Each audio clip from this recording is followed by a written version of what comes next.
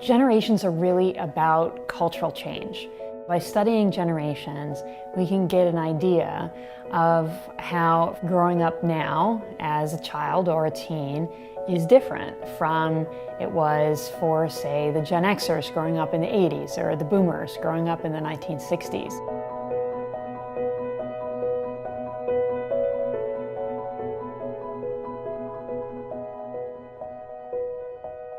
Looking specifically at numbers, we define Gen Z as those born between 1995 and 2012. 1995 just happens to be the year the internet was commercialized, so that also captures the generation of people who were born after the internet existed, who don't know a world without the internet. Compared to previous generations, they spend a lot more time communicating with their friends electronically, and they also spend less time hanging out with their friends in person. My generation, we're truly digital natives. We've really only known a world where our phones are smart. You know, we turn to technology for a lot of things, whether it be entertainment, research, education. It's truly just part of who we are. I'm not entirely convinced that iGen's skill with social media is going to be a complete positive. It's also linked to depression and anxiety and unhappiness, especially for people who are spending too much time on social media, who are comparing themselves to others too much. You know, people always talk about taking digital detoxes and stepping away for a little bit, and I don't know if it's necessarily cutting out the phone for a month at a time, but understanding that it's okay to put down your phone for a couple hours, don't have it at the dinner table, try not to be on your phone right before bed. There's just time and a place for everything, and I think understanding that is really important. I think something the parents can do to help with this anxiety, the phones and information overload, is really helping them sort of analyze and prioritize the information is what we find is something that's definitely needed with this generation. At the moment, what many people think of when they think of iGen is a teen or a young adult, looking at his or her phone. But I think they'll become known for other things as time goes on. One of our traits that, is very upfront with my generation is that we're very, very realistic. At a young age, we were thrown into a world that you could say wasn't the prettiest. We grew up amongst the 2009 recession after 9/11, and our parents didn't tell us we could necessarily be whatever we wanted. They told us that it's a hard world out there, you're gonna have to work your butt off, and if you're not willing to, there's plenty of others that will. Gen Z entering the workforce, it's going to be a lot of change. For Gen Z, if I can log on and log in, I'm at work. So I think the physical office is really going to be challenged. Another thing that we know about this generation they're really going to challenge is the pace at which things get done. And everyone talks about work-life balance. I got my work and my life, and work's from 9 to 5, and then your life, and how do we balance the two? What I love about Gen Z is they just don't think it works, and it really hasn't worked. What they go for is work-life blend, where work and life are 7 days a week, 24 hours a day. By spring of their senior year, iGen teens are less likely, compared to previous generations, to have their driver's license, to work at a paid job, to go out on dates, to drink alcohol. And we've already seen this with millennials in young adulthood, taking longer to settle into careers, to marry, to have children, and so on. So the whole developmental trajectory is slowed down. Gen Z is by far the most diverse generation ever, and we're also the most interconnected around the globe. And part of the reason is, now with our generation, when something happens, the entire world finds out immediately through social media, through hashtags. We're always connected to each other, so we feel as though whether it happened in the same building or 1,000 miles away, it is immediately affecting us because we hear about it, and so we feel obligated to help and be a part of the situation, whether it's positive or negative. They are also the one that values equality the most, whether we're talking about race or gender or sexual orientation or transgender issues. They're really much more open and focused on equality. We really do not fear failure. So whether it be through political activation or entering new workplace or trying new things, we're willing to try something and fail. And this is going to have a great impact on the other generations. For the rest of us who have been so cautious, that's going to really rub off to get us to step outside our box and maybe try some new things.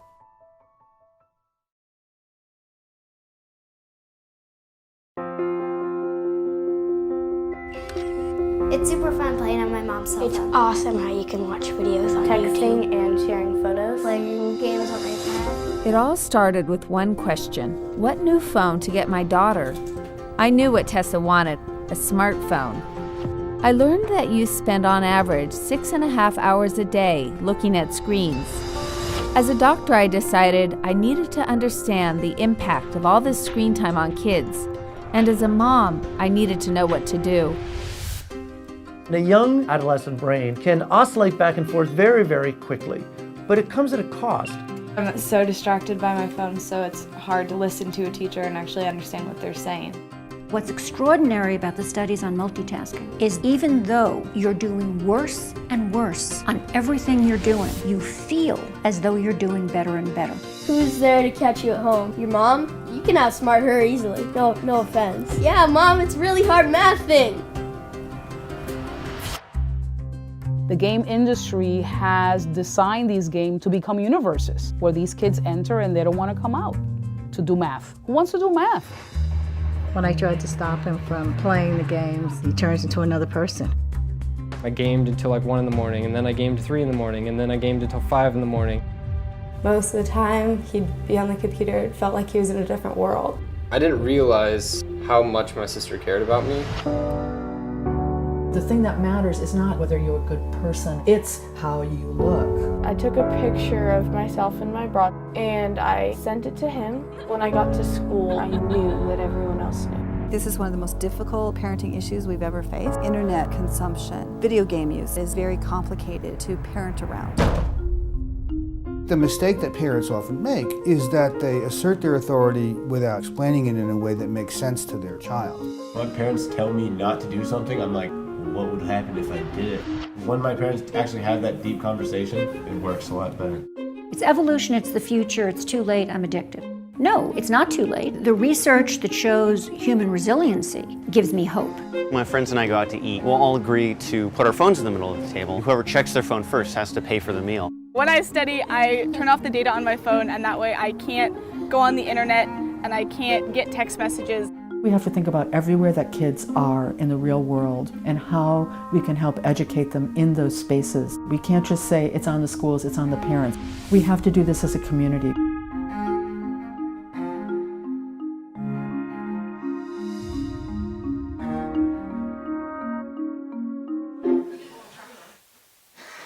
We'd love to hear kind of thoughts, reflections at this stage. What challenges, what opportunities? What do you, Alonso? One of the challenges, I think you've already alluded to it earlier, is the sort of vacuum of the expectation that the youth pastor or volunteer sets up in the 2 hours a week they have for 100+ hours. Yeah. That's a huge challenge for the weight that we take. Yeah, great. Thank you. I think the biggest thing, I think the first step for us, let me put it this way, is to begin to help parents think about this. So not just this, but the need for them to actively disciple their children and young people at home. I don't think the answer is putting on more groups at church. That's just not going to work, is it? Now, it's very easy for me to say we need to help parents think about discipling their children at home. That's just a statement, isn't it? That has huge implications for how we do church. That has huge implications for people's lives. Because we know that we're living in a time where, many families have to have 2 working parents because financially they just can't survive. But we also know that many families are making choices that are not gospel choices that are costly to their children. So I talk exclusively personally at this point, but I have a whole group of peers that have children in this category or just coming into this category. They all have 2 cars. They all have at least 2 holidays a year. They both work, parents both work jobs, but they're making decisions that are costing somebody somewhere. And to my mind, that is in discipleship terms. Now, when you talk to parents, they'll go, it's really hard, I don't know what to do, and that's totally okay. We also have, lots of first-generation Christian parents, so parents who've come to faith themselves from non-Christian homes, or even first generation discipling parents. So we'll have a whole load of kind of top-end Gen Zers, bottom-end millennials who have never been discipled in their own homes, who are now parenting because they were taught to outsource the discipleship of their they experienced the outsourcing of discipleship themselves. So it was just youth group, Sunday school, whatever. So I think that's one big thing. The second is just to begin to engage with some of this congregationally, actually. I don't think I just want to target parents. I want to say, as a whole congregation, we need to think about this. So actually, this Gen Z stuff, I do a reasonable amount in church families, and it's lovely when the old people come.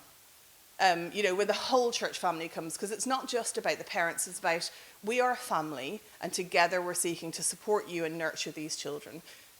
You might not know, in fact, I went to a church recently, which was pretty old, and they talked about tic-tac for the whole day. But they were going to pray passionately in the kind of off the back of this. So we want church families to begin to say, okay, there's a real battle for the next generation. And I think, I don't want to over-spiritualize, but it is a spiritual battle. And the devil is rejoicing in our back-seatedness on all of this. I think there are some of the things. I think in church life then, I really, really want to help our young adult pastors and our youth teams to think carefully about illustration and application. So the so what factor. What difference does this make to your life on a Monday morning? And we're talking about pretty sanitary stuff at the moment, but, some of the statistics around the use of pornography in the UK amongst our Gen Zers are astoundingly horrifying. So they're saying at the moment of kind of every 8 teenage, out of a group of 10, 8 teenagers are actively looking at porn regularly. That's the NSPCC research in this country. And we just don't talk about it. I had a pretty kind of startling and confronting experience a couple of years ago around abortion and euthanasia. So I did a big youth day. There was 400 teenagers there. And I did a talk in Genesis 1, Psalm 139. So, image bearers, made in the image and likeness of God, then fearfully and wonderfully made. We went into a Q&A time. And the questions were coming, and we were just at the end of the time, and there was one more question. And the person hosting it said, "I have one more question, can you answer this?" And I said, "Ask it and we'll see." And so they said the question, which was, is abortion and euthanasia always wrong? Now, we were short of time. However, I don't really think I would have answered this too differently if time wasn't an issue, but I just said that's easy to answer, yes. And that was the end of it. Well, I hadn't quite imagined what was about to happen. Within 5 minutes then into the next coffee break, the leaders who had brought their young people, these were young people from what we would know as kind of gospel partnership churches. They were not periphery. They were the kids who were there, who were showing up, who were proclaiming Christ. The leaders came saying, "Mel, we've got a real problem." And I was like, "What's the problem?" And they said, "The young people are so angry with you." And the next thing was the young people were coming. They were so angry with me that they were coming themselves to talk to me. Now imagine going to a big event. Would you go and find the speaker as a 15, 16, 17-year-old to tell them how angry you were? You might if you were a Gen Zer. And what emerged then was basically half an hour of me being schooled in the most beautifully articulated, hear that right, apologetic for abortion and euthanasia that has been inculcated secularly, and there was this whole hole in a biblical worldview. Not one of them thought that there was anything wrong with certain types of abortion, and not many of them thought there was a problem with euthanasia if it was going to help the NHS. We obviously saw a little bit of that in COVID, didn't we? The kind of functional decisions around who gets the ventilators. That's utilitarianism, just what is best for the greatest good will deal a poor hand to other people. And that for me was just a wake-up moment of, my goodness, there's a whole gap in, this was particularly biblical ethics, which is not surprising when, remember, morality is determined by what's least offensive, and morality relates to ethics very strongly. So, what are we teaching? What are we talking about? And I think this has come to me more recently, again, with the help of other people processing.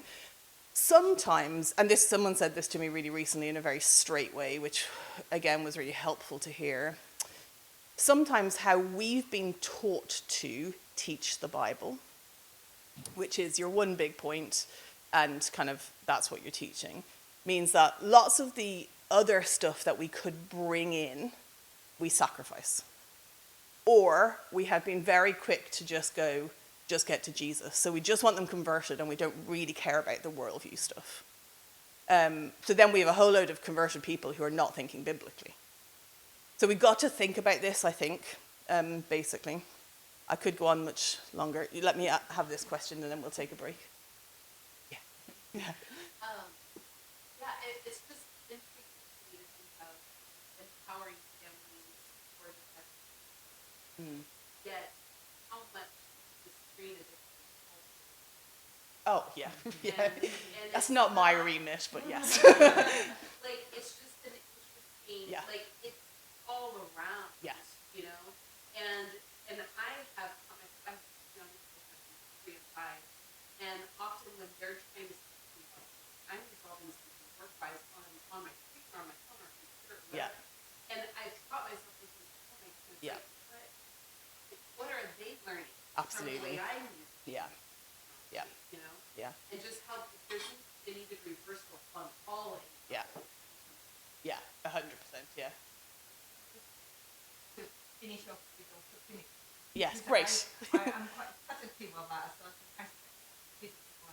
Yeah. Is that I think that because the students are there, that I like it, I think that this is a purpose for us to be there. So I don't believe that natural stuff, online stuff, I think that we got to have social, influencers who are Christian and then posting their stuff and talk about things. And I think that's just like our ancestors, our older Christians, they used to ask for it in their life. South Americans who risked their life, they didn't know what culture there, but they were great.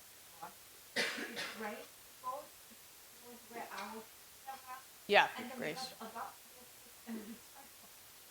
I think it is good that we ask them to come out of it. It is good for us to go there.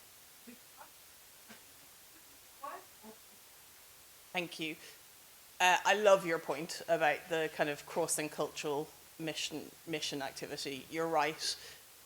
So many years ago, people packed their belongings, this could be apocryphal, but we like it anyway, in their coffin, got on a ship and went, and they never came back. We are undoubtedly crossing cultures here. That is what we're doing. So we definitely need to have that in our mind. I disagree with you about the metaverse church, but we can talk more about that as we go on, because of my kind of doctrine of the church, what I believe the church is. But I totally hear you on Christian content. I get questions all the time about what good TikTokers can my young people watch. I'm like, ugh. But the thing behind that is people don't understand how the algorithm works. So like TikTok's a really good example of this, that you cannot curate your TikTok feed. You just can't do it. The algorithm works such that it gives you some of what you're indicating you like, but it's always throwing random stuff in. At the moment, the way it works is that it monitors the time you spend on any kind of video, and it goes, you like this, even if you know you shouldn't be watching it. And they go, okay, we're going to give you more of that. They're working on building into the platform AI that responds to our pupils. So it will read the stimulus in our eyes and then give us more of what we're physically responding to. So again, I want to go back to, and not kind of saying, you can end up on crochet talk and it's all good. But you can end up on witch talk, and it's not good at all, But I'm going back to biblical worldview and helping our young people to think theologically. Because there's so many crazies out there, Christian, TikTok or Instagram, but there are some good people, but we need to really help them to think about what they're engaging with. Great, okay, I'm going to keep us going, everybody. It's been lovely to have conversations over coffee with people. I know lots of people are either stimulated and excited or stimulated and anxious, stroke worried.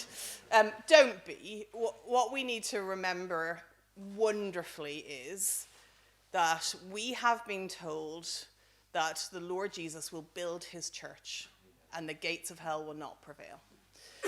So we must hold a very high view of the sovereignty of God in establishing his purposes for his people and his kingdom. That doesn't mean we can take our foot off the gas and go, oh good, God's got this then. That means that we bear a responsibility to discharge the responsibility given to us, and that is to therefore go and make disciples, and in the words of Paul to the Colossians, to present everyone mature in Christ. That's what this is about, trying to present those young people, young adults that we're caring for to be mature in Christ. Not just to have that kind of surface veneering of Christianity, but to have a real core that is about Jesus. I'll move us on, but we'll keep chatting as we go. And just to say, towards kind of the end of this session and later on, we'll do much more kind of practical how we're going to deal with this. This is still a bit scene setting, which I think is important. So we're moving on then. We've gone from digital natives now to a streaming generation. Now again, this is above my pay grade, but adults are the same, but we're just thinking about young adults and teenagers today. But we have a generation of young people who are a streaming generation. So here from Amdocs, Gen Z spends more on streaming than any other generation. So even financially, there's a huge commitment to streaming, but time as well. By streaming, I'm sure you know, that means kind of TV services. Actually, for most of our Gen Z teenagers, that actually means YouTube. They're not really even watching the streaming services so much. It means music, how they access things instantly. And I think the biggest thing that I want us to reflect on, there's lots we could reflect on, but my biggest passion around this, and I think this is very significant, is the instant gratification culture that is being inculcated or nurtured in our young people. So instant gratification, the demands of the now generation. And of course, it goes beyond the kind of TV and movies, doesn't it? So we have, and this depends on where you live in the world, but when I lived at Oak Hill, Amazon were trialing something called Amazon Now, which basically guaranteed that you had something from Amazon on your doorstep in 4 hours. Where I live now, which is in the rural parts of Cheshire, it takes about 3 weeks for Amazon to make it, but I'm watching all the time, kind of, and this is not fictitious, this is real, Amazon Now delivering by drone. Or we see in cities, takeaway coffees being delivered by robots. You know, it's that now culture. So we have food on tap, we have transport at our fingertips, we have instant entertainment, we have dates on demand, and we have unlimited choice instantly. So it is this now generation, a generation that is being taught to be instantly gratified. Obviously, we all know that the Christian life is contra instant gratification. It is a life that is about delayed gratification, the purpose in waiting and longing. But let me share some really helpful thoughts from a guy called Anthony Costello, who's written on Pathos. So he says, the idea of instant gratification consumes our culture. The main reason for this is relatively easy to identify: rapid technological advancement. Contemporary technologies enable a culture where the emergence of a desire and the ability to fill that desire exists almost simultaneously. Furthermore, this is the case with many, if not most, of our desires. As such, when we experience a physical or emotional desire, there is something immediately accessible that can, should we choose, satisfy that desire. Or at least, there is something immediately accessible that we take as being able to satisfy that desire. I'll get us to talk about this in a moment in smaller groups. But yeah, hold some of this together. What are some of the implications of this instant gratification culture? It shortens the temporal gap between a desire and the desire's fulfillment.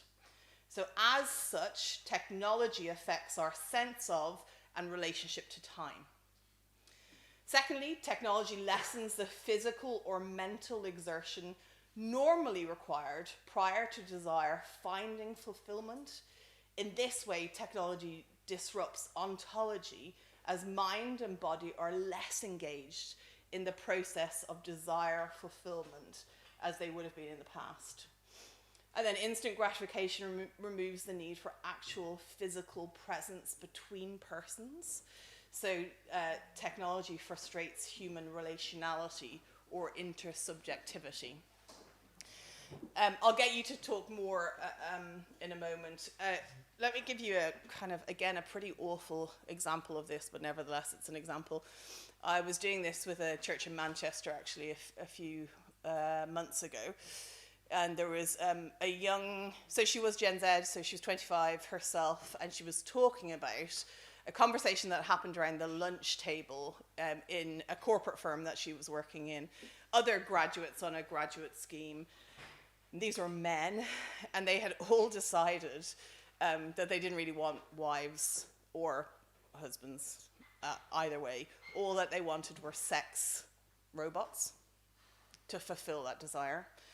And this was very serious. It wasn't a joke, in that they weren't concerned for relationship.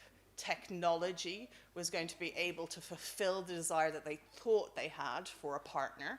And that was going to be the answer to their instant need, the now generation of gratification. There's all sorts of ramifications. Pornography, again, is about instant gratification.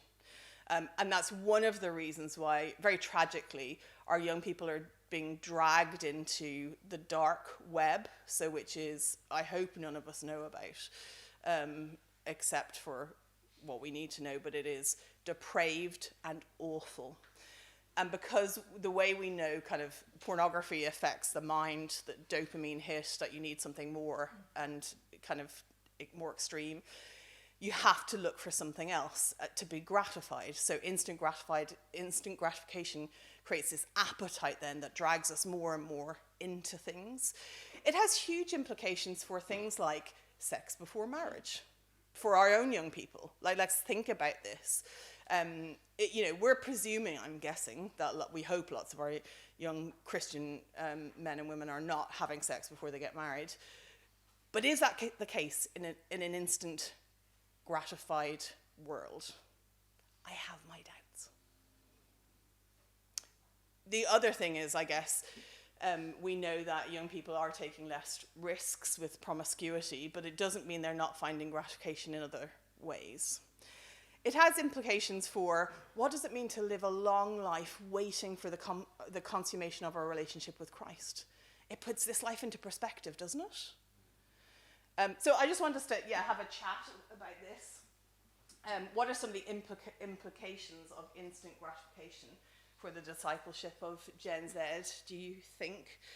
Now, again, I think we all probably could say, this is me, couldn't we? Like, I like to be instantly gratified, whether it's to drive through Costa on the way to a nice Christian meeting in Yarnton Manor, or to have Amazon deliver something, or whatever it might be. I think we've all been kind of nurtured into thinking we want to be gratified now. And I think there is a challenge for that. And perhaps where we are waiting, are we using our voice in any way to help young people see the beauty and the purpose in waiting for desire fulfillment? So just have a quick reflection on that. I'm loving seeing all these conversations. Is this something that you've thought about before, or have you suddenly gone, oh yeah, I see? Both and?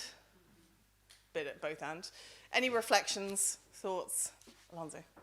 I had a question about this with respect to various cultures. Yeah. So my dad came from the Caribbean to Canada in the 70s, and being parented by somebody from like third world country, it was ingrained into us. It was inculcated into our thinking of you work hard for a long period of time consistently if you want to achieve some aim. So when we're talking about instant gratification for Gen Z, are we blanket statementing it, or is it different with kids that have immigrant parents? Yeah. I think we are blanket statementing it a little bit, to be honest with you, because even like if you think demographically, here there is still a lot of instant gratification that is easily accessible, whether it is a drive-through McDonald's, porn, you can get free porn. The other, and I want to be careful about this, not to be kind of pejorative, but people who are in different socioeconomic strata know how to access things quickly to provide for themselves, whether it's have a baby, get a council house, that kind of stuff. So, of course, there will be exceptions to this, and I suspect in the UK, we will see that in some generations of different ethnicities. But because of the cyber world now, even in, for example, kind of the global south, we're seeing Gen Z are very different on this than their predecessors because of what they're seeing online.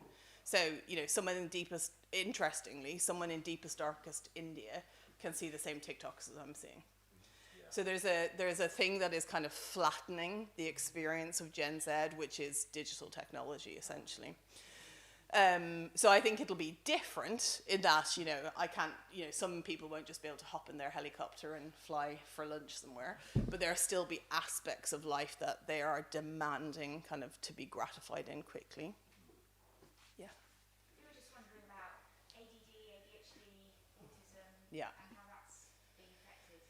Yeah. That is so complex. I just want to be really careful. I don't have loads of time to go into that, but I think there is a correlation between how we are experiencing life and some of the disorders that people are living with. And, there's no doubt that some things are exasperated by how we live. Yeah. Yeah, that's what we were wondering, the sort of not having the learning as a child, the learning to sit, the learning to focus, that we just perhaps took for granted in my generation. Yeah. If kids aren't having that same just sort of natural learning experiences, and everything's fast-paced and moving, and that might make it harder to concentrate and harder to. So you're not saying anything is being made up by them. No, so experientially, their experience of life is so different. Because people will say, well, why do we only hear so much about ADHD or autism now? Where does it come from? Well, I wonder if actually the exasperation is coming from how we live our lives. That some of those kind of struggles were pre-existing, but actually life suited people in different ways. I want to be really careful about not speaking too much into that just now, but I think it's a good observation that how we live our lives, and particularly around kind of the now generation, is impacting children and young people with some sort of propensity to be distracted, diverted. Yeah. Yeah, and practically, the issue for me at the moment is helping my young people integrate into church when they reach a certain age, and how I can do that when they're finding it harder to concentrate. And, I mean, this is not children with a diagnosis, but just Yeah, but yet they can watch 5 hours of YouTube and in some ways I'll be a bit blunt here. Like, it doesn't massively wash with me that you can't sit for a 20-minute sermon. Like, whatever. You can watch 5 hours of YouTube. Like, and I know they'll say, I can't listen. Sorry. I'm just like, I think this is kind of a bit of the now culture as well, actually, of we're consumeristic, aren't we? I want what I want in my way, on my terms, otherwise I'll go somewhere else. If you're not, and like I hear particularly parents moving, church hopping all the time because my kids don't want to be in church or, whatever. Again, to step back a bit, and it's beyond the remit of today, that is to do with our theology of church, our theology of family, and how we think about all of that. I don't think it's necessarily the parents or the children's fault. Again, we've fallen into kind of a bit of a pattern in evangelicalism where we have siloed everybody. So the kids go here, the youth go there, the men go there, the women go there, the old people go there. And that's where they're happiest. And because it's people like them doing things that they like. And then when we ask people to come together, they're like, really? I don't want to be with those other people. And so the kind of mess of family is alien to them. A whole other thing, Charlie. I suppose I say this because I'm more of an evangelist and I basically will use what works. Yep. I think to some extent we've just got to accept this is the situation. And in the same way that like consumers and whatever, we might decry it and loan, but actually you've just got to be like, well, actually people want live music or they want stuff from there. If you want to reach people, you have to go where they are. Yep. There's going to be an element of we're going to have to be available. We might want to fight it big picture in the discipleship project, but actually starting from the journey. Yep. You can't go, but actually we believe the opposite. Yeah. We believe in gratification. Yeah, absolutely. So, and in some ways, this is just a key to kind of understanding that, isn't it? I think it's interesting, and all those bits about kind of our desires, our experience, I think that does feed into what does it look like for someone to come into church, though? Okay, this is what I think this is going to do for me. I've been here 1 week, it's not doing it. What'll I do? One of the interesting sides of TikTok I found myself on, it's for my job, that's why I use TikTok, is first-time churchgoers at the moment, interestingly. It's fascinating. And there's a few I'm following from the UK, and just that step into church is huge. They want to know, where do I fill in the membership form, kind of like a gym? What do I do when I arrive? Where do I check in? Do I need a key fob? Do I need a wristband? What do I wear? And so I think that kind of the desire, the distance thing, we've got to think about that, haven't we? So totally get the evangelism thing. Understanding, okay, they want something and they want it now.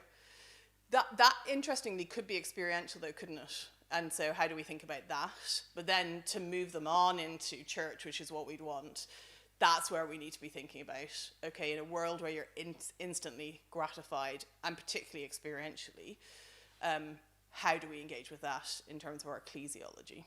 So, yeah. I'm sorry to hold the mic, but I think the other thing I want to say is people might be seeing through that. Yeah. If we live in a world where everything is immediately available, yeah. and in one sense, my desire is immediately gratified, yeah. you would quite like to get to a point where you see through it. Yeah. And if there's something that's a bit different, which is why you're seeing people rediscover monastic traditions or go to cathedrals or go on retreats. There does seem to be a bit of pushback in culture. Yeah, brilliant. And we'll pick that up later on. I was just talking to someone about that. It's also why we're seeing Gen Z being committed to Vinted rather than Primark. Oh, well done. Someone's talked about that already. Can see knowing nods. Vinted is a clothes-selling app, if you're not aware of it.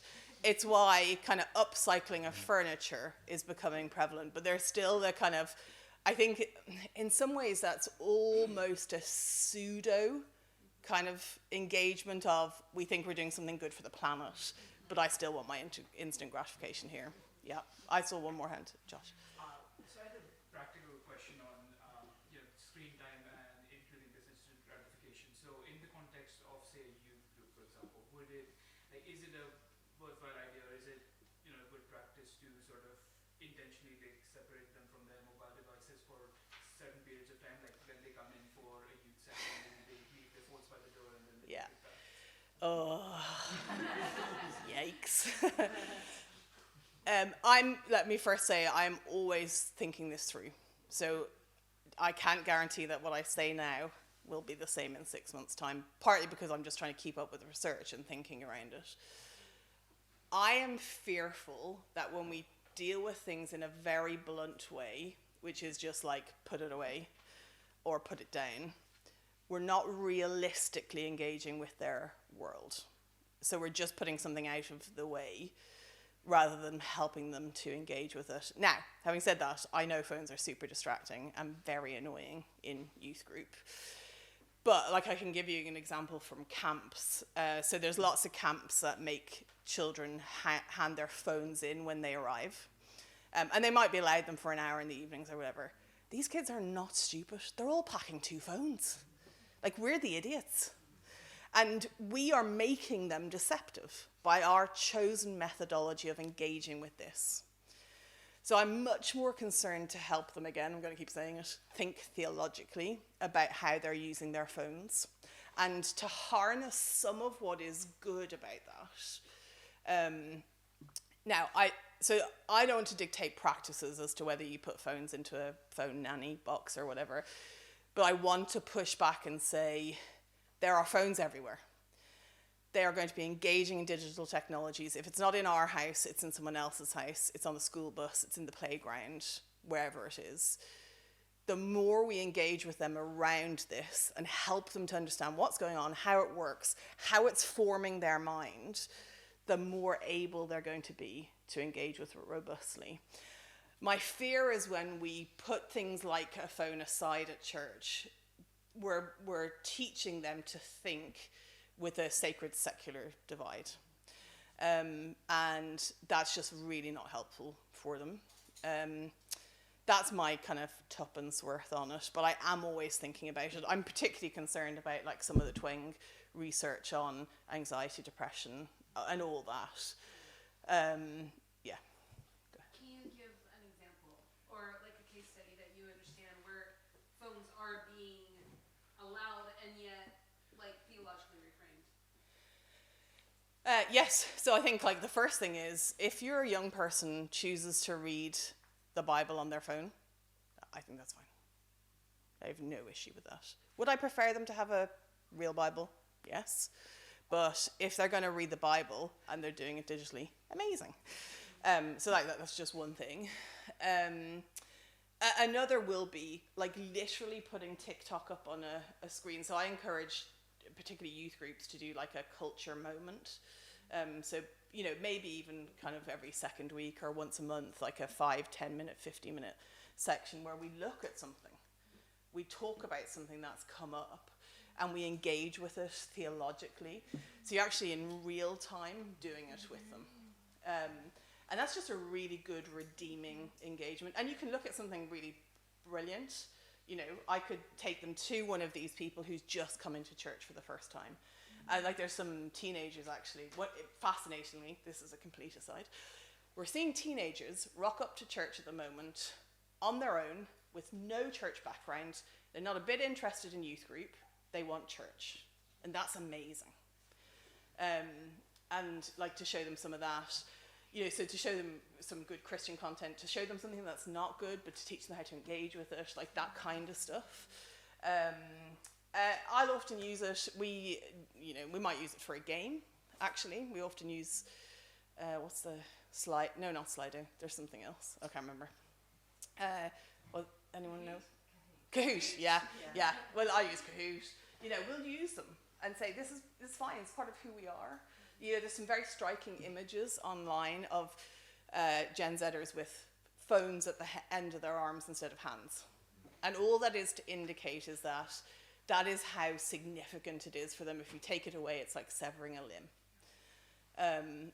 Of course, there are times to take away phones. But I think we need to think how and where and why. And almost always think what am I teaching here, not by what I'm doing, but by what I'm not doing? So what am I teaching by taking away a phone? It's bad, it's evil, it's a distraction. We might say to them, oh, this is good, it'll help you concentrate. But actually, I think we're saying something very powerful about that technology by taking it away, and thinking more, again, in those common grace terms, but even for the use of the gospel, how are we helping them to see it not as just something bad, because they don't think that. They think we're crazy, you know, but as something that can be redeemed in its usefulness. Charlie.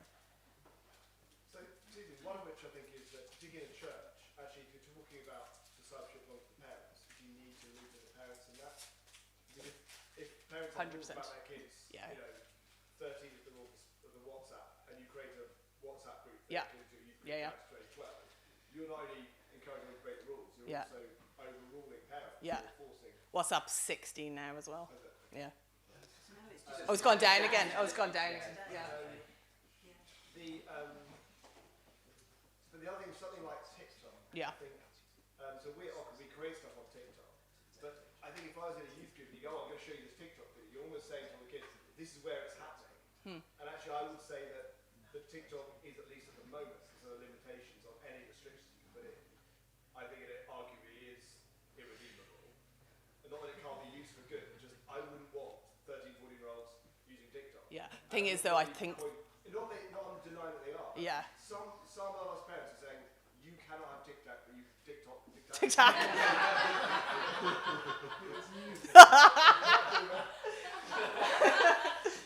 Yeah, I would never go against a parent. Yeah. But I think a lot of the time that's happening by accident. Yeah. It's not that they're saying we are deliberately going to do it. They haven't even thought that parents might. And that's just not good kind of preparation in terms of youth ministry. Yeah, absolutely. But I think there are some things where there might even be a youth group. You say we are going to have an Instagram account and we're going to share stuff and things, but we're not going to do TikTok because. Yes.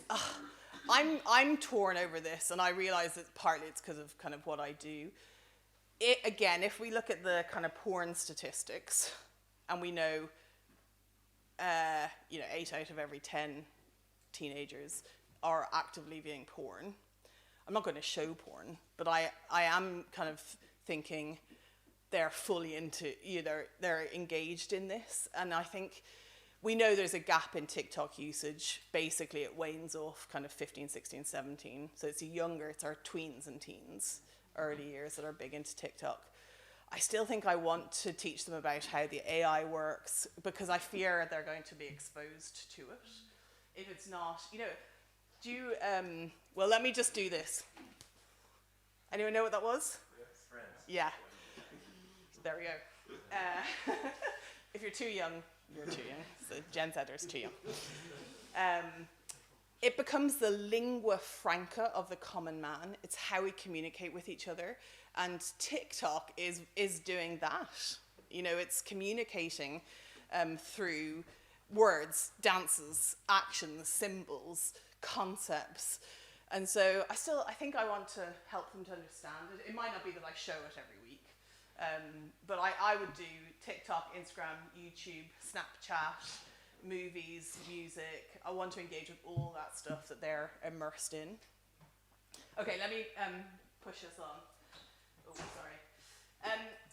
Gen Z characteristics. Now, this is where I want us to be hope-filled in thinking, actually, Gen Z have many, many wonderful things about them and going for them. Again, I kind of think if we can harness this for the gospel, it is going to be amazing.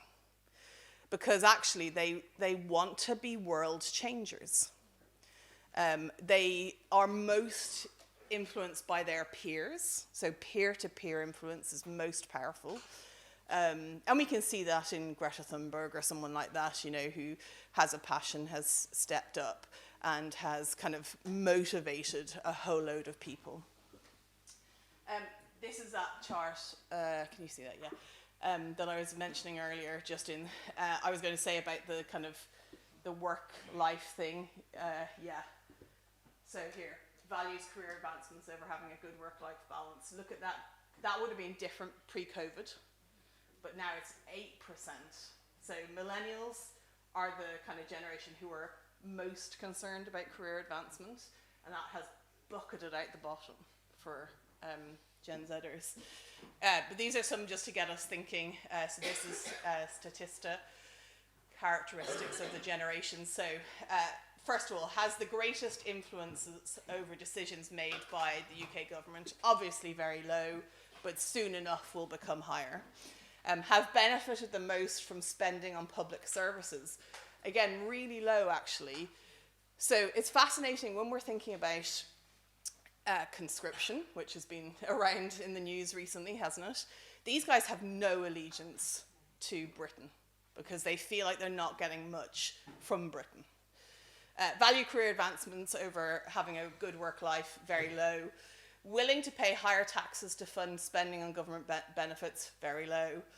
Too easily offended by things other people say, look at that.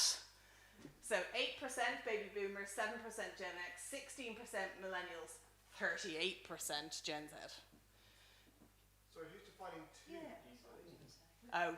Yeah, sorry. I can look this up and it shows you the questions and the research.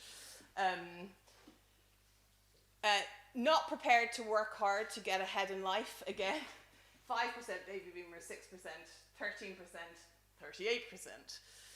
And this is where that work-life balance stuff is coming out. I actually don't think that's bad, to be honest with you. I think we need to engage with that well.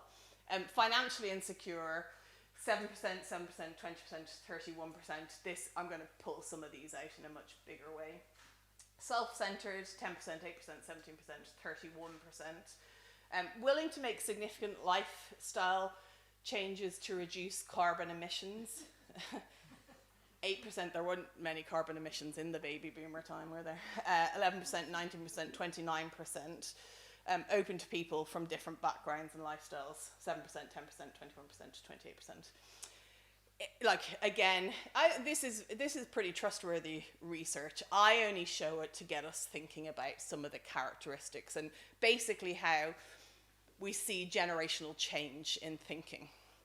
And particularly when it comes to work with our teenagers or our young adults and the rest of church life, we just like to do things this way because we've always done it this way. We're very slow to change or to think, okay, how do we reach this generation? And I think some of this should make us think a little bit about what does it mean to serve this generation well.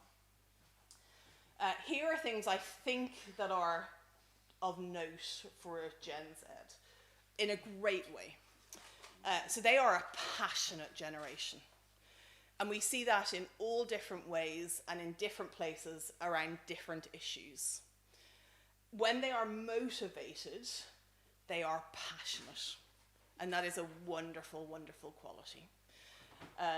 As opposed to kind of an apathetic people. I feel my, can't remember, yeah, I feel my generation is a bit apathetic about lots of stuff at the moment. They're just kind of sitting down under it. And like, it is what it is. Whereas actually, Gen Zers are so wonderful about being motivated to different causes and engaging with them, which comes from the fact that they are activists. Go on. Well, just on this point, I hear a lot of, maybe you could flesh this out a little bit. I get that there was this activism, this passionate activism, amongst Gen Z. I often hear it spoken about. Yeah. And then there are some voices that are actually doing it, for sure. But sometimes I feel like it's a bit of either virtue signaling or something else.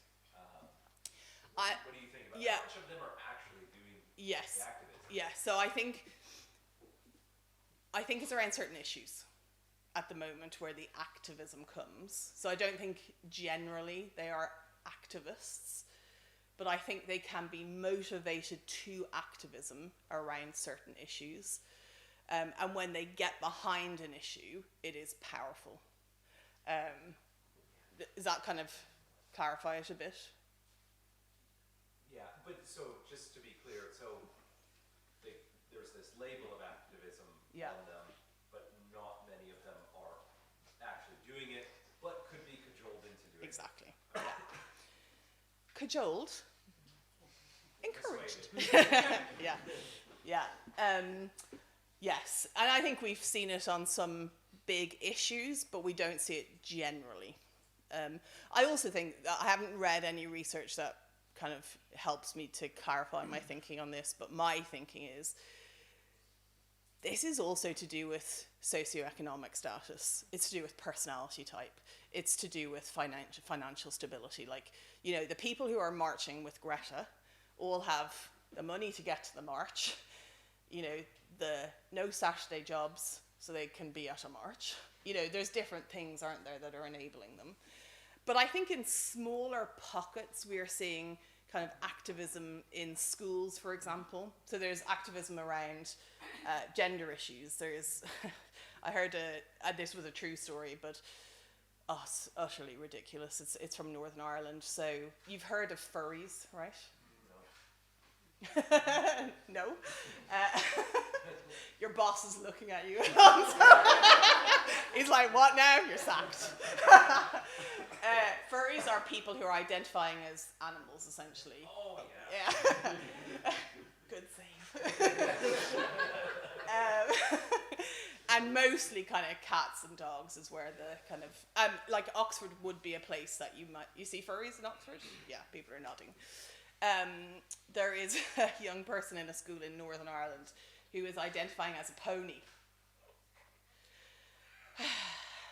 And is insisting on being let out to gallop every hour. No joke. No joke. And the ponies' peers were active in making that happen. That they now get a galloping break every hour. Huh? No. No. It's the same as why don't the furries eat the cat or dog food? I don't get that either. If you want to be a cat or a dog, here's some. Yeah, animals aren't allowed in school property. Yeah, it's complex.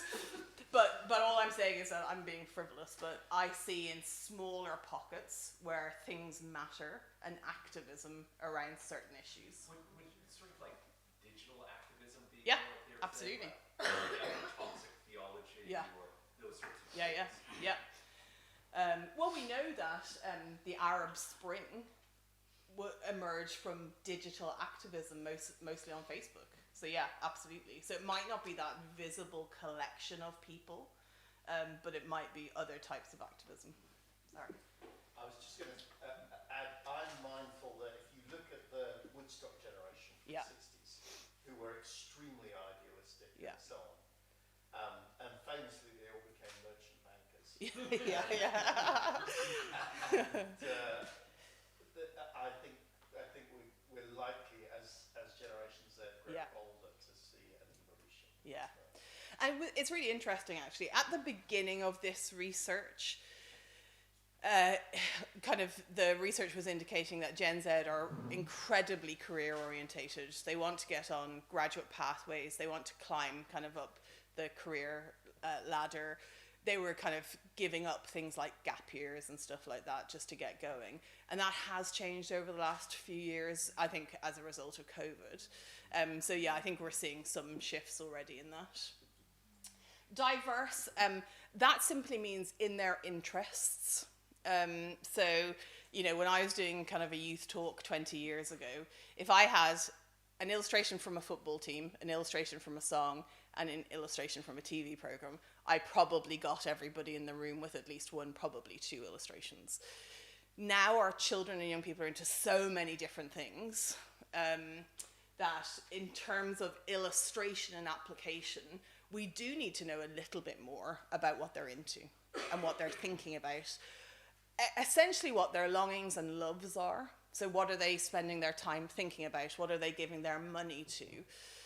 I guess you can think about some of the young people in your church family and you might think, oh yeah, they do have that weird hobby or kind of commitment to Warhammer or wild swimming or crocheting or whatever it might be. And so, again, I really want us to think about, when we're thinking about applying scripture, we need to do so into worlds that are diverse, passions that are diverse. Remembering, that most people don't watch terrestrial television anymore. And just kind of, so not making that our point of reference. They are passionate about authentic uniqueness. Now,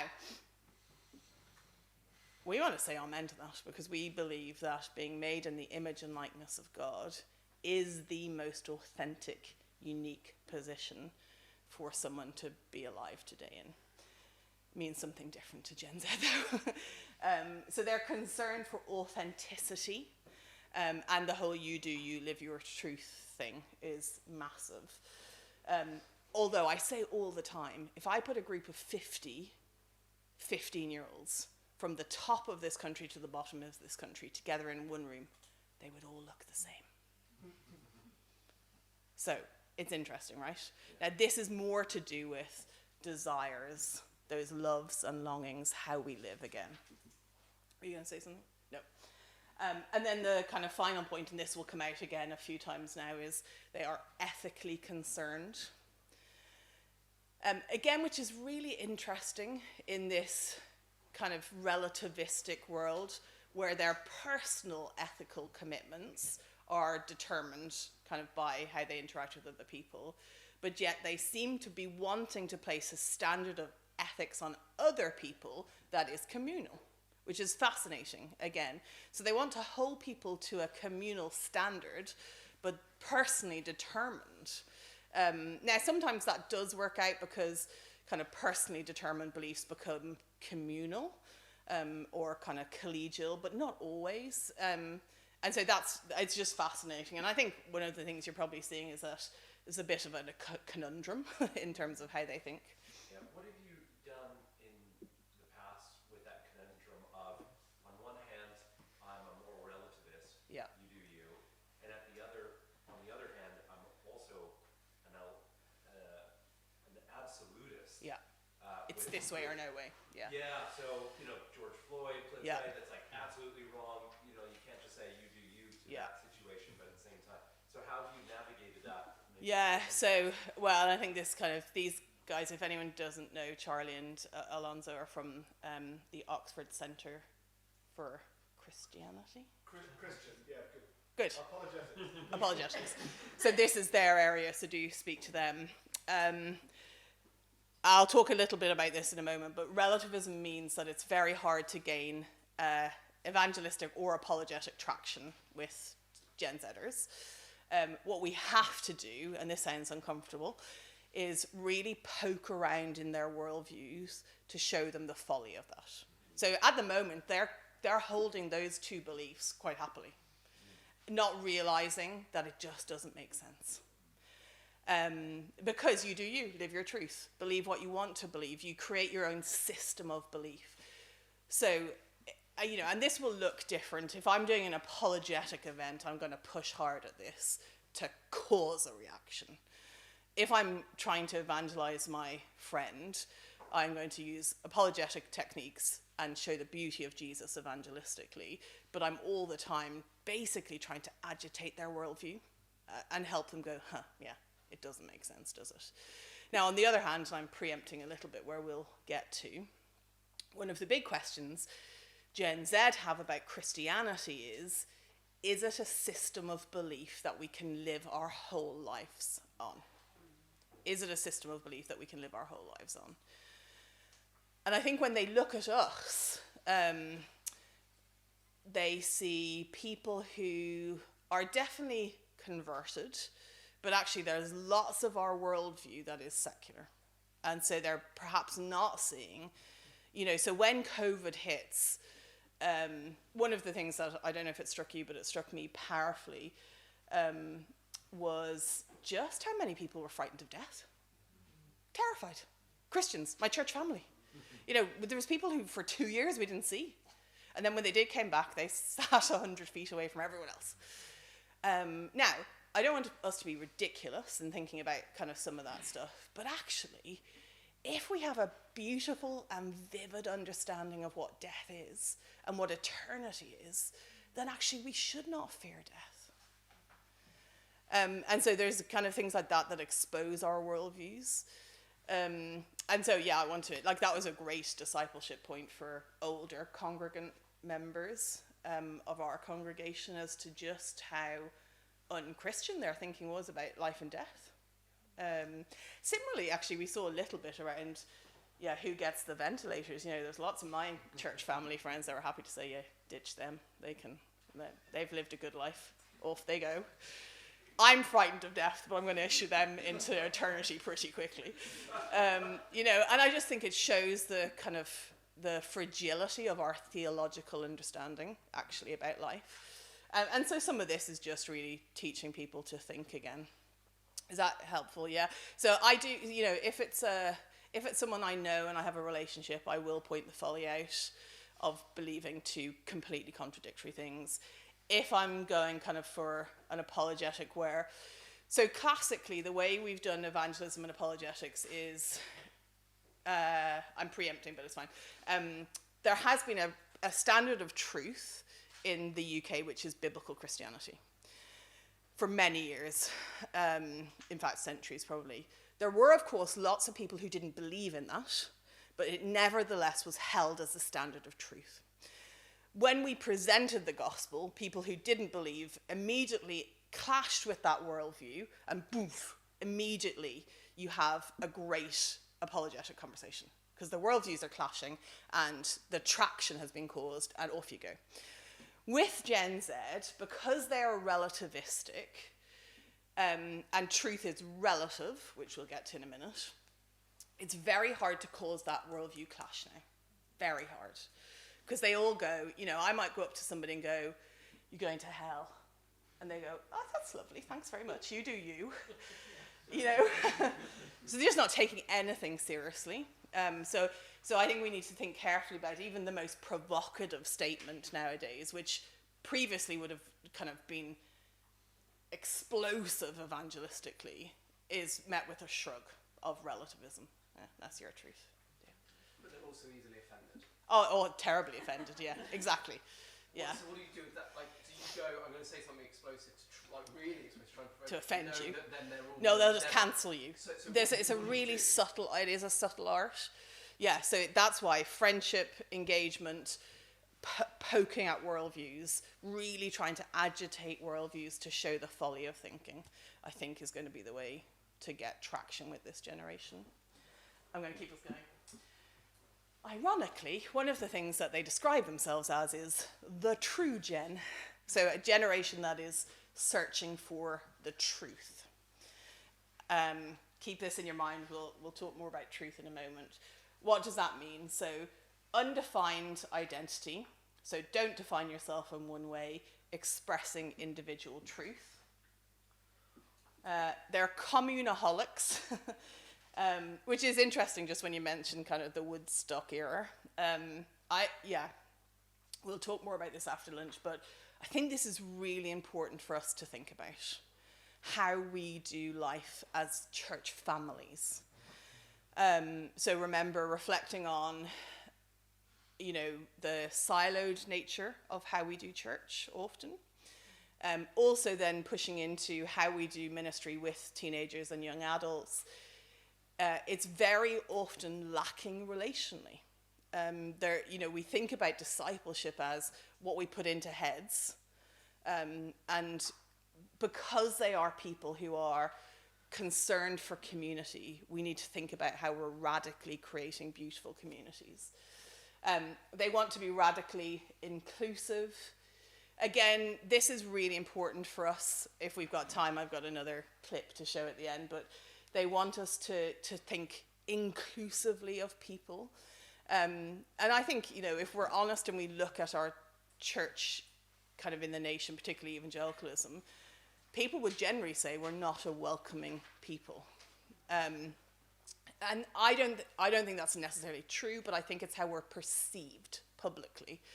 So what does it look like to be radically inclusive? You'll hear Gen Zers all the time, and this is part of expressive individualism, talking about finding their tribe. which is a necessary evil of expressive individualism, because eventually you do have to find a community. My longing is that our young people would find the church to be their tribe. Not the youth group, not camp, but the church family. But I think we're kind of far away from that. And yeah, they want to connect through different truths. They're dialoguers, so they want to have fewer confrontations and more dialogue. I don't think this is new for us. I think we've been committed to, from the time of Christian persuaders, we've been committed to dialogue, but we need to think about how we do that and how we understand other people well. And they are realistic, so they want to live life pragmatically and unveil the truth behind all things. I'll pause in a minute for some more reflection together, but we'll just keep going for another couple of minutes. So that's the kind of characteristics. I want to talk a little bit about feelings now, and then we'll think a little bit more about kind of the philosophical air as well. So this is just the very kind of primal, earthy feelings that Gen Z are having at the moment. I said at the very beginning that first slide should fill us with hope. This should fill us with deep sadness, I think, that we have a generation of young people who are feeling this way. Take, for example, the feeling of being unsafe. They say they feel unsafe in the world with wars and threat of war, political instability, financial recessions. Now, we have to ask ourselves the question, is the world any more unsafe than it has ever been? I think the answer is no. There's nothing new under the sun. So actually what's really important for us to hear is this is how Gen Z are perceiving the world, rather than the world having changed. Now, of course, there are things that are different. But so, for example, the feeling unsafe, one of the things that's hugely significant in this is just how our Gen Zers are accessing news. Back in the day, how did we hear about the news? Well, it was probably, news round at 5:30, which was like a sanitized presentation of some aspect of the news, followed by a story about beekeeping in Manchester. Like literally. And now they are very quickly seeing people marking themselves safe when an atrocity occurs. And within 10 minutes, there is live footage of said atrocity on our screens. So I think it's just how they're perceiving and engaging with the world. It's quite different. So unsafe, insecure. This is coming from kind of the threat of war, political instability, financial instability. And this was one of the reasons why originally in the Gen Z research, they were most concerned to get on graduate pathways, to get good jobs, to move up the career ladder, because they were trying to provide safety and security for themselves. So they're like, we're going to take this into our own hands, we'll do this. I think we will see this in different ways now, whether it's like, do you know anything about like the prepper community? Which is so weird, but anyway. It's becoming a big thing again. It's basically people who are preparing for Armageddon. The good news is we're through the eclipse, and it didn't happen, so we've got another little while. And this is conversations amongst Christian young people. It's not just kind of the secular world. So I would say let's watch out for how they are trying to make themselves safe and secure. It was at the beginning of the kind of generation through financial stability, jobs and stuff like that. That's changing, but they will still try to do that. I'm going to stop us in a moment to think about how as Christians we respond to this stuff.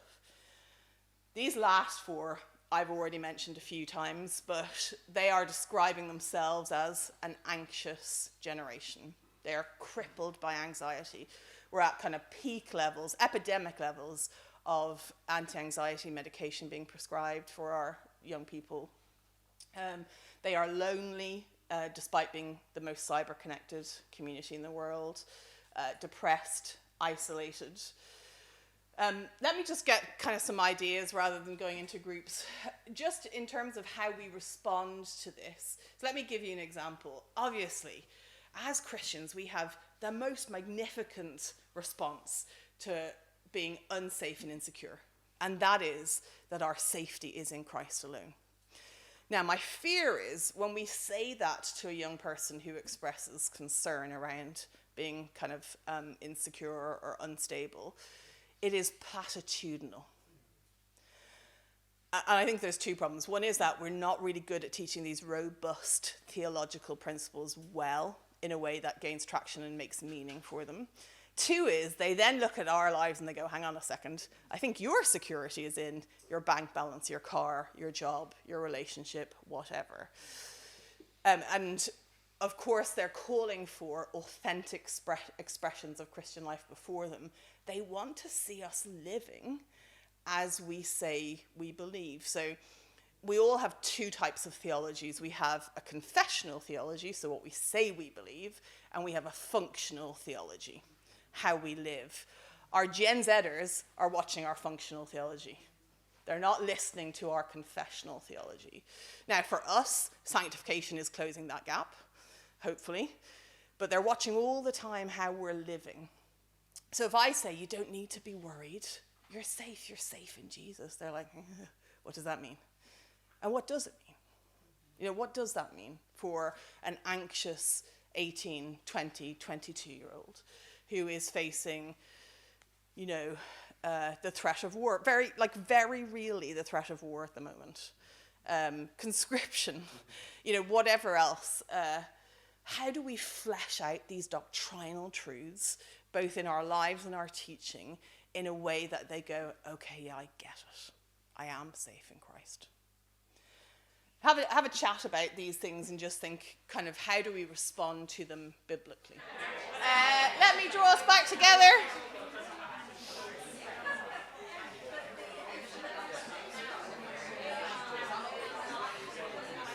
Okay.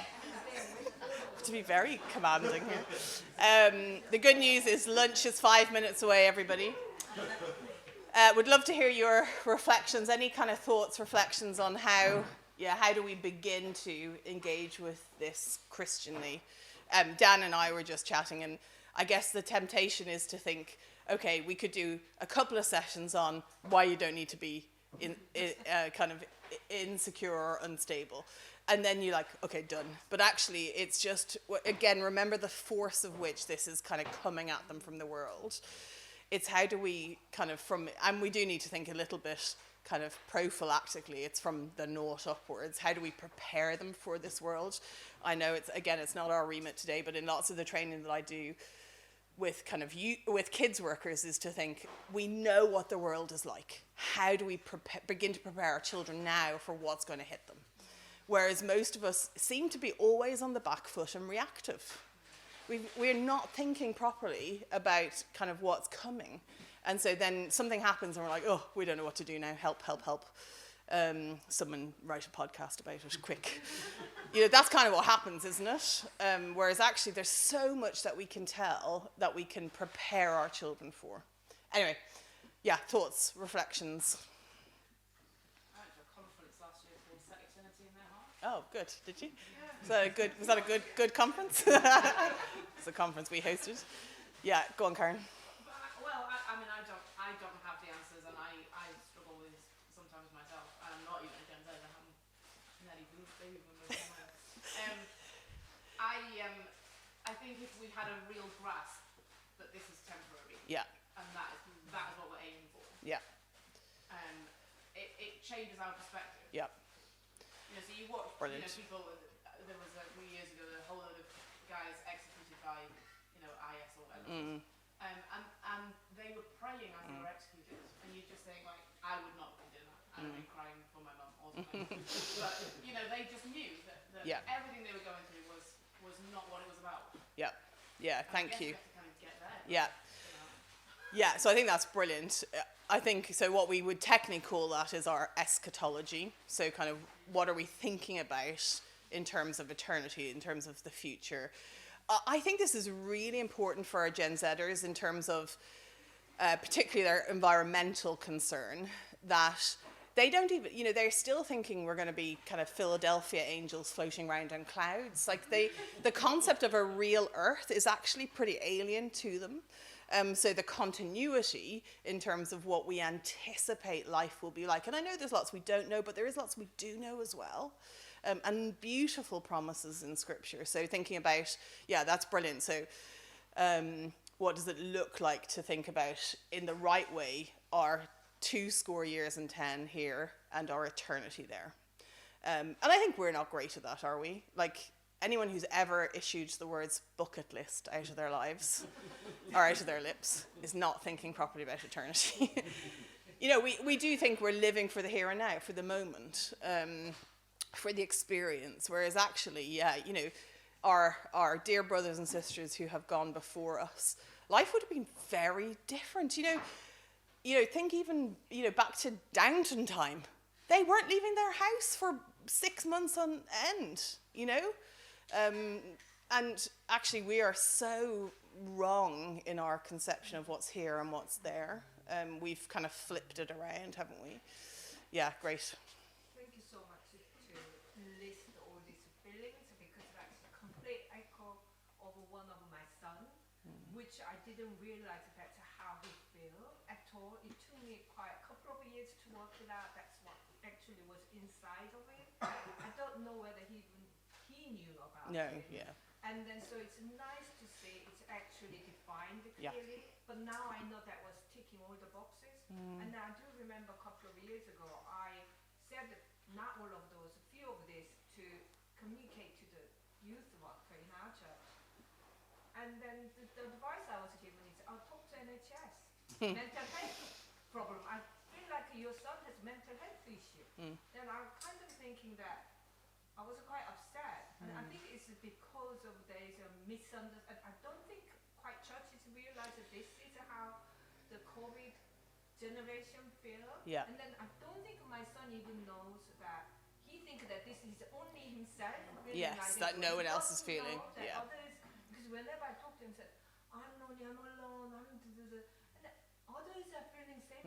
Why don't you reach out? And then he doesn't seem to be able to reach out. He's waiting to be reached. Yeah. But not actually going. So I'm so glad that we are doing something like this. Let us know this is how they are feeling. Yeah. And I hope that this can also be spread to themselves, because unless we know it, we can't start. Yeah. Yeah. Anything at all. But I'm really glad. Thank you. Good to sneeze.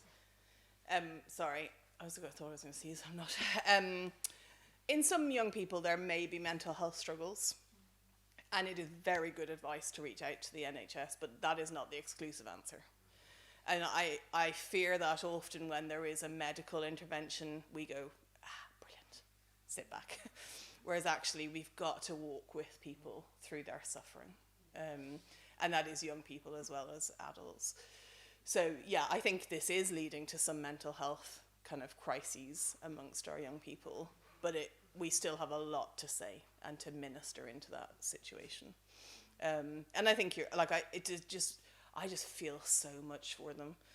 Like, if you can remember back to your teenage years, they should be years of joy and happiness and fun and discovering life. And you're becoming an adult, aren't you? You're establishing yourself. And to think of them crippled in this way is hard, actually. Yeah, we were speaking about it earlier, but I work with a group, and I would say definitely the bottom 5 in nearly all of them I see. And at points, obviously we all flip between moments, but they're often stuck in 1 or 2 of them, and then they can't get themselves out of it. Yeah. They're lonely, but they're too anxious and insecure to relate to anyone else, or they struggle to, and it can lead to, I was saying, really hard youth groups for years. Yeah. Actually, I've only, with the group of 18-year-olds I'm working with, we're probably 2 years in of really hard trying to battle through it. Time, yeah. And now they're coming out. Yeah. They're relating to one another, but really all we could do was love them and be patient with them and share the truth with them and always be the same. Yeah. And always share the same truth. and kind of let them know us as leaders. Yeah, that's right. Yeah, try and be safe. Yeah. Try and be a place where they don't have to be anxious and not rush. Yes, yeah, great. I've spent many weeks kind of thinking, oh, it's just banging your head off a brick wall. Yeah. They hate it. Yeah. And they're not engaging. And what are we doing wrong? And feeling all those things. But it was time and patience and love. Time and patience, and you can't force people out of these feelings quickly, can you? Yeah, I think that's right. I think that's so helpful to know, just a reminder to us of the patience that's needed. And how I think part of it will be in relationships building that gave them the kind of freedom to begin to relate well. I think on the flip side, we do also need to be very careful not to put feelings into Gen Zers' mouths. So you could meet a Gen Zer and they look miserable and you go, oh, you a bit depressed, and they're like, yeah, like, whatever. We need to be really careful to help them to articulate what they're feeling well. And, the Psalms is one of the best places to do that, to say there is a genuine nature to what you're feeling, how you're emoting. It might not be right, but it's genuine, and to help them to understand that, and then to bring them, that's brilliant, thank you. Josh, and then we'll finish. So I was just thinking about, some of these feelings, and it kind of, about what we were talking about earlier as well, with instant gratification. It's just, I think a lot of this is maybe a product of, like, the amount of time that Gen Z and young people spend with, on their phones, and just, like, focusing on themselves, because that's what a lot of social media is, like, it's about yourself and me and my wants. And so I think maybe one thing that we could do to help them is, like, help them to shift the focus a bit. So if they were to focus outwardly on serving, for example, maybe, in church, that helps, I think, even with the loneliness aspect, because then they can build those connections. Brilliant. Yeah, that's great. Yeah, classically, theologically, it's been described as we are prone to turn in on ourselves, incurvatus si, and that's exactly what's happening. It's a woe is me, kind of turned in on ourselves. And I think one of the problems is, what have they been taught to believe life is meant to be like? Well, it's all happiness and unicorns. But what is the reality of life? This is Genesis 1 stuff, isn't it? We are made in the image and likeness of God. We are made with a purpose. We are made for God's glory. We are made with a vocation. And I think there's loads of stuff, like even just mentioning the vocational thing, like I'm pretty passionate to try and again reintroduce that language of vocation, that work is worthy. It's not this job or that job that's worthy. No, the worthiness and the glory to God comes in just working. If you're a bin man or if you're a brain surgeon, it doesn't matter.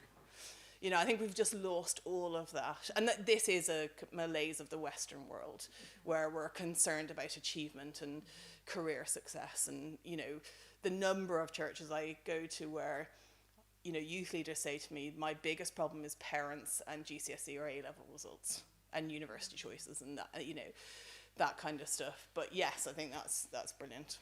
So yeah, philosophical air. What is kind of in the realms of belief and ideologies in kind of our Gen Z's mind. So here we go.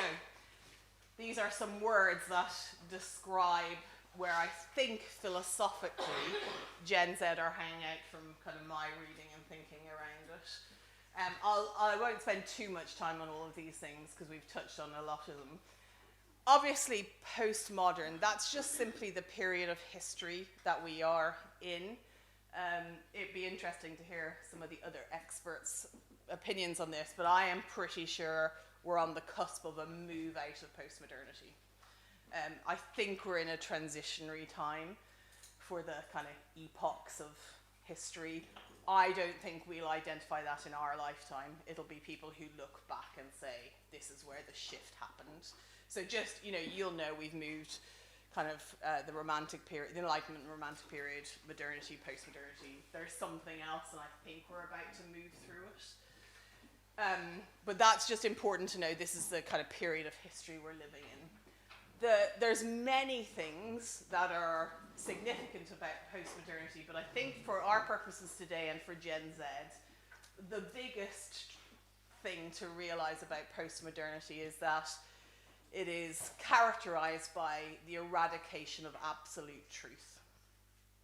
And which is kind of why it's ironic when Gen Z are calling themselves the true gen, that we are in a period where there is no longer a standard of absolute truth. Now, let you into something.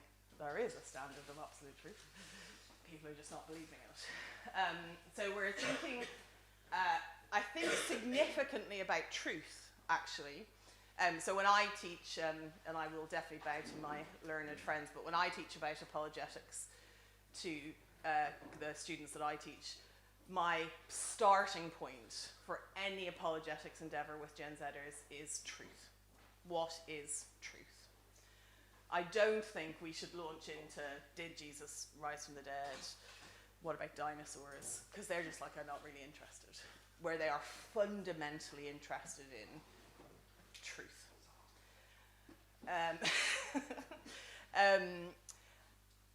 Truth has two categories currently. We have the category of objective truth and subjective truth. Objective truth is essentially provable truth. You are sitting on a chair, it is holding you up. We know that to be true. You should not step in front of a bus because it will hit you. We know that to be true. We actually orientate our lives by truth. We are truth lovers in so many ways, definitely in objective truth. But if you tell a lie to somebody, particularly a Gen Zer, they will be furious with you because they will demand the truth. So we need to exegete this concept of what truth is, which is entirely biblical, both the question of what is truth, but also to explain what truth is. We then have this second category of truth, which is subjective truth. And that is just truth based on feelings or desires. So I might say the best flavor of Skittles is the red one. Amen? Yes. Yeah, okay. Right, that's very disappointing. That's my truth. And I'm believing that to be true. Whereas you might say the best flavor of ice cream is mint choc chip. Amen? Okay, okay.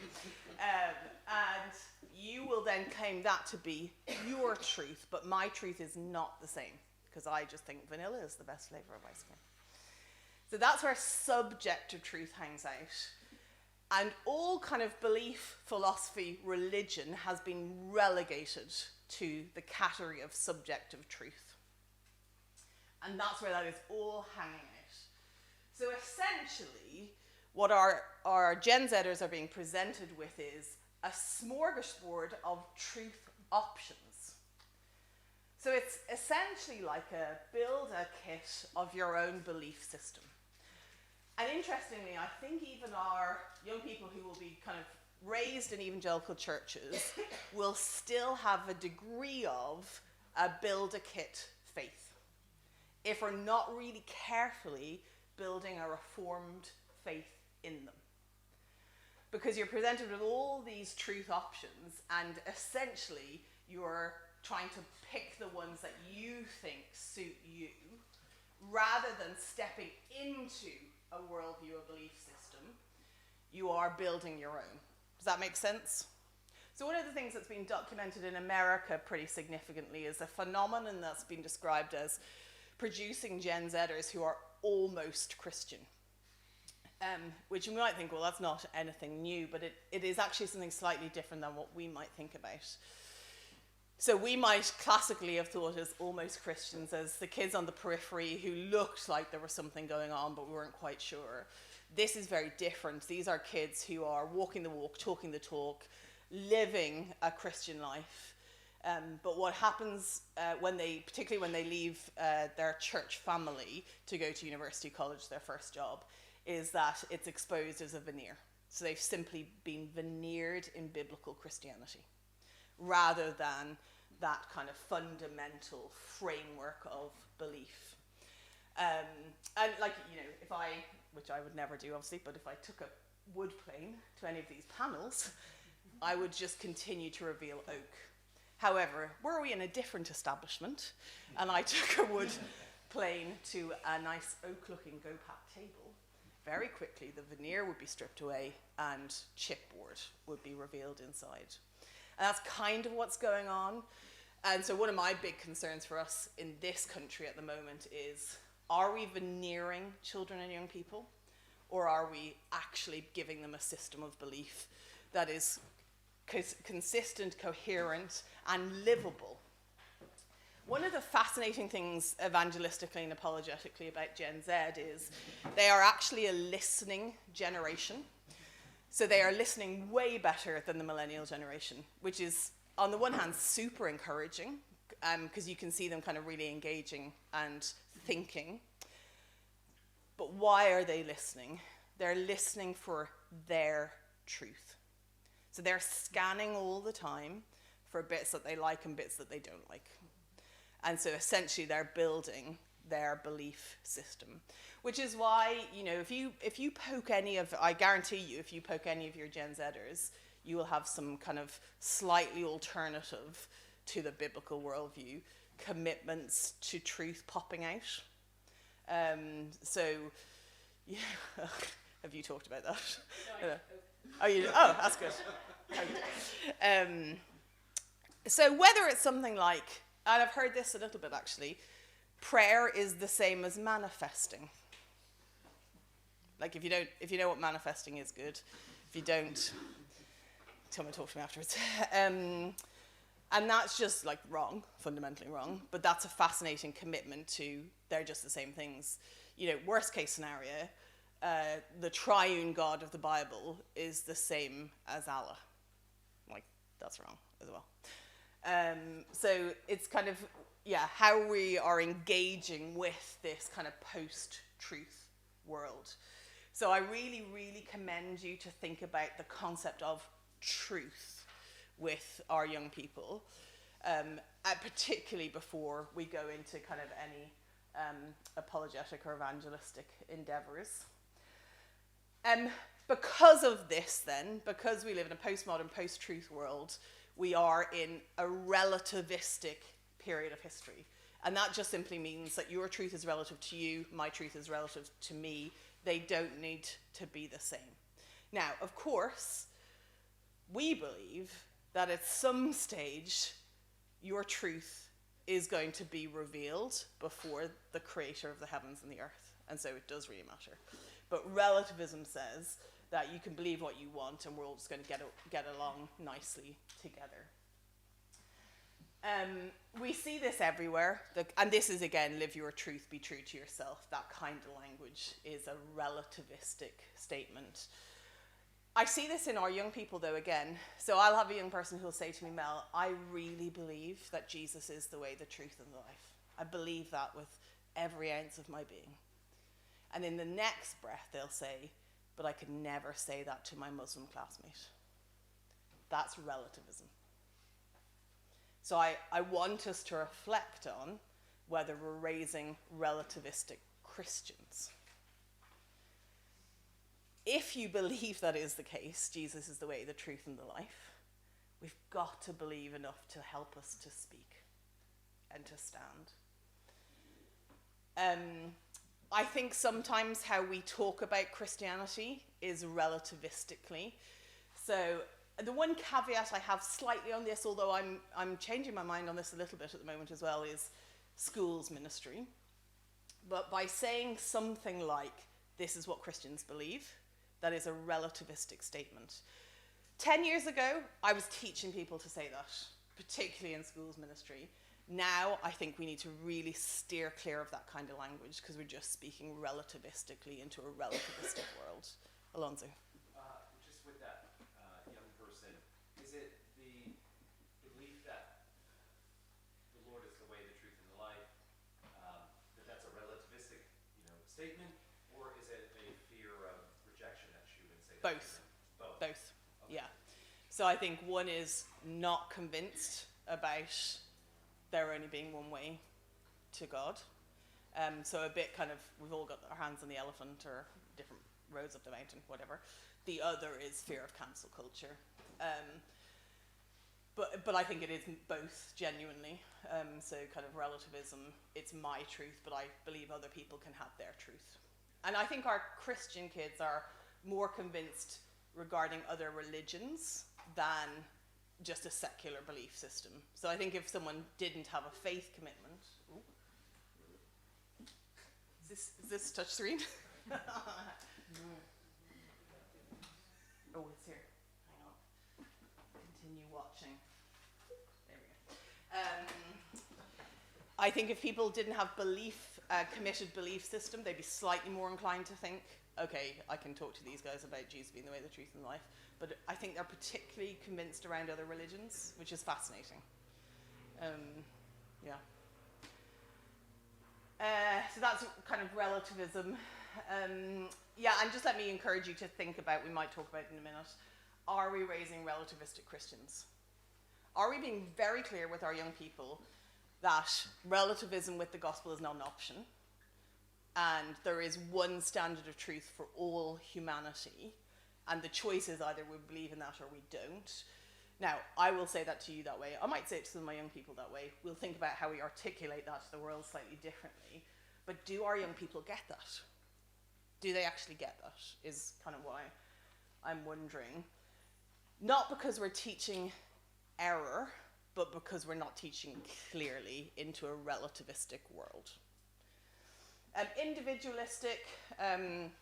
So we have a generation who, well, we've come, really, the momentum for where we are now has been building for 200 plus years through kind of individualism into expressive individualism.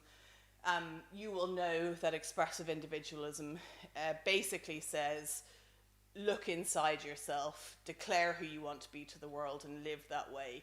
And in doing that, you will be an authentic person. So in order to be authentically you, authentically true, you need to figure out your desires, your feelings, and express that to the world. And that's the kind of root of furries, or more seriously, some of our extreme confusion around identity. Now, if that's like a 2-second kind of description of what expressive individualism, it's much more than that, and there's been a lot written as to how we've got where we are, which is very helpful. But we can pick that up. Tolerant, so I've talked a little bit about this already. Tolerance is a British educational value, but I think our culture has shifted to a validation culture. So you don't just have to tolerate someone who's different than you, you now must validate them in their truth choices and their belief commitments. And I guess somewhere like Oxford, or particularly this area, you will see a lot of this kind of stuff. I suspect, I'll go to somewhere that, this stuff is not pressing in on them yet, kind of a rural place, or, somewhere kind of up in the Scottish Highlands, this is all just beginning to hit them. I think you're much more in the kind of where it's happening, that validation culture. And this is one of the things that is actually pretty terrifying to our Christian young people. So to give you a kind of a real life example of this, a young person whose dad is a minister, conservative evangelical, went into school one day talking about gender issues in one of the classes, and a whole load of people turned on them and said, you don't believe this, do you? You hate us. Your Bible says this. Your God says this. And that young person, who was only kind of 12, 13 at the time, was absolutely overwhelmed and crushed by that experience. Now, this is a slightly reductionistic explaining of what happened next, but to bring you to the end game, is that child has now chosen to identify as non-binary in order to protect themselves from that world. Was she prepared for that? Not at all. Was it vicious when it happened? Absolutely. But you can see how actually some of that is really shaping our young people's reaction as to how they quickly choose an identity and respond to protect themselves. And then I talked a little bit about the nihilistic worldview. I'm just beginning to think a little bit more about this, and it's been quite striking to me. That is the worldview that kind of nothing matters. We're here for no reason. We're going nowhere. It's all worthless. Pretty depressing, to be honest with you. And just to clarify, kind of from what I said earlier, so the connections that are being made is not that Andrew Tate or Jordan Peterson are nihilistic, but that worldview of nothingness, emptiness, is a kind of bed for extremist views. So it could be anybody with the extremist views that a nihilistic worldview kind of allows to engage with. So Gen Z is becoming increasingly nihilistic, understanding life to be devoid of meaning, believing all knowledge is subjective, and humanity is inevitably doomed. It's bleak, isn't it? To be honest with you. Again, we have so much to say about this, don't we? We've got to be engaging around what the purpose of life, the meaning of life is. And I firmly believe this is Genesis 1 stuff. We've got to go back to Genesis 1. Those verses from kind of 27 to the end of Genesis chapter 1 answer all of this if we teach it in a robust, rich, and continuing way. Not week 1, you're made in the image of God, you're here with a purpose, fill and subdue. Let's move on. Week 2, Genesis 2. We need to keep on talking about this stuff to give vision and purpose to life and meaning. Let me pause there. You reflect for a moment just on kind of that stuff, so that philosophical air. Anything new, anything striking, just have a quick moment of chat with your neighbour. Any thoughts, reflections?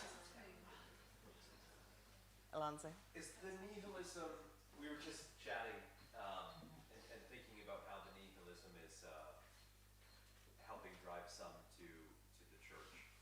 In addition to that, I can see how that could possibly be a thing. In addition to that, is the nihilism also driving some of this rise in spirituality, i.e.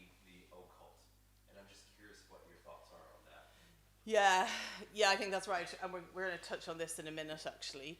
We mustn't think that spirituality is dead and gone. It's absolutely not. For a number of years, it's suppressed, and so that means it pops up in other places. For a number of years, basically the suppression meant that it was popping up in popular culture. So endless TV programs about the kind of spiritual realm, movies, series, stuff like that. I think now that's shifting, although we still have that stuff, but it's more kind of mainstream, into real life spirituality.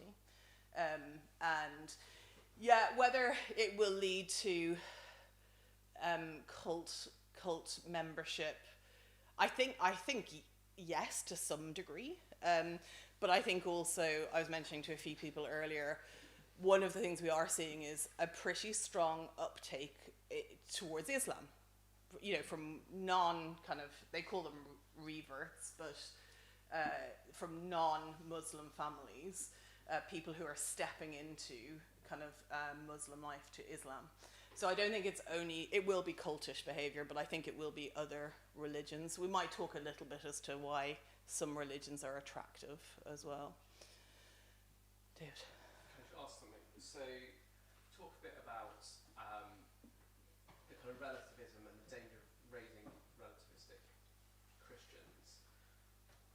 One of the things I've heard said before is, because Gen Z value authenticity so much, part of what we do is we teach and preach, and the Bible says what we do is to help them see how this is true for us as leaders as well, because that helps them see it. Is there a danger that doing that feeds the relativism? How do you tread that path carefully? So I think what they need to see, and I said it kind of earlier, but it's exactly the same thing, is that Christianity is a system of belief by which to live your life. So I think we need to be careful that we are living consistently, so not relativistically. But my kind of push on from that is, where do our children and young people see that? So again, you just think about how much time any Gen Zer from kind of 25 downwards is spending with Christian people. Are they seeing a kind of godly Christian life. We were just chatting over lunch. You know, we're so quick to spend our time with anyone except Christians. You know, we go on holidays with other people. We spend our kind of leisure time with other people. When do we see Christians? When do our young people see Christians? It is that hour or 2 hours on a Sunday morning. Again, it's just where are they seeing this? Where are they seeing people really standing for Jesus? Where are they seeing us standing for Jesus? We were talking to the lady who's doing her PhD in hospitality, but one of the things I kind of recommend around this is just Rosaria Butterfield's The Gospel Comes with a House Key, which just, you know, there's a courageous way of just engaging with people, like brilliantly, to say, this is us, this is our life, we love you and we welcome you in, but we're going to show you what we believe here as well. And I think our kids just don't see that at all. I think we don't have time. It's too busy dropping them to horse riding and ballet and archery. I'm appropriating my illustrations for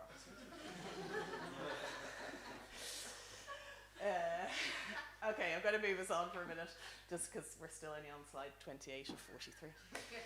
And the time's ticking on. Post-Christian. So this is one of the biggest things for us to realise, that we are in a post-Christian era. We have, particularly if you're thinking about reaching Gen Zers, so they will potentially be third, fourth, fifth non-generation church-going families.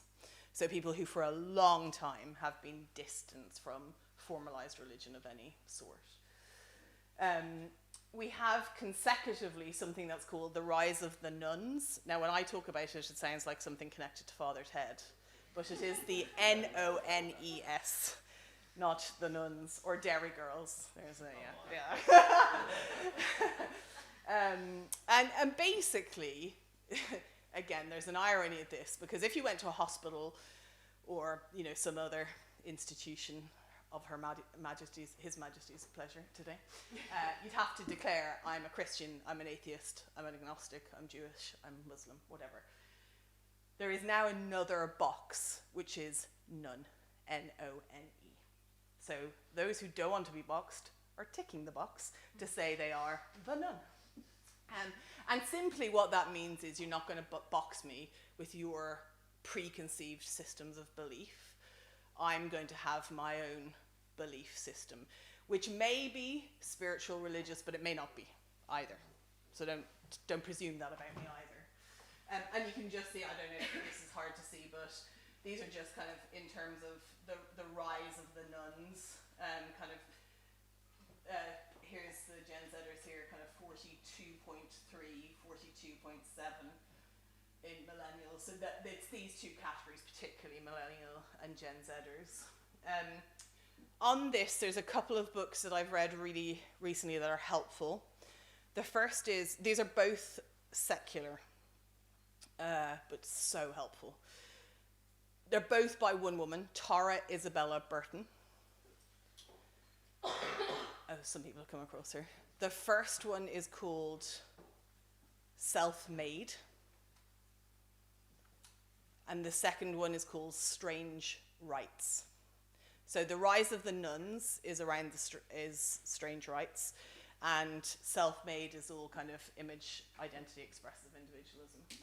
From a Christian point of view, Jean Veith, his post-Christian book, is helpful on the rise of the nuns. There's not loads more being written about. It'll come out, but probably 10 years too late. But they're the couple of things that I found really helpful. I would really recommend anything by Tara Isabella Burton, but those two books, which are her two most recent, are brilliant. And what they particularly relate to, well, particularly the kind of strange rights, is this: spiritual, not religious, and then religious, not spiritual. So she focuses in on religiosity in society, in all sorts of things, but with no spiritual content. And then we also have this kind of flip side of people who are spiritual but not religious.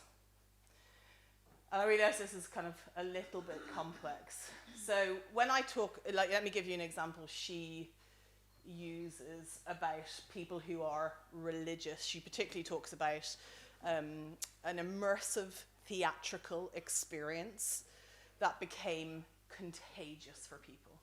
That they were seeing this one play 50, 70 times, that it became a religious act of devotion. But of course, there is no faith or spirituality involved with that. Flip that to the spiritual but not religious. We have, maybe people who go to trek in a forest in South America and take some strange mushrooms to have a spiritual experience. Again, spiritual but not religious. Now, I think this is really important for us to think about in the Christian church.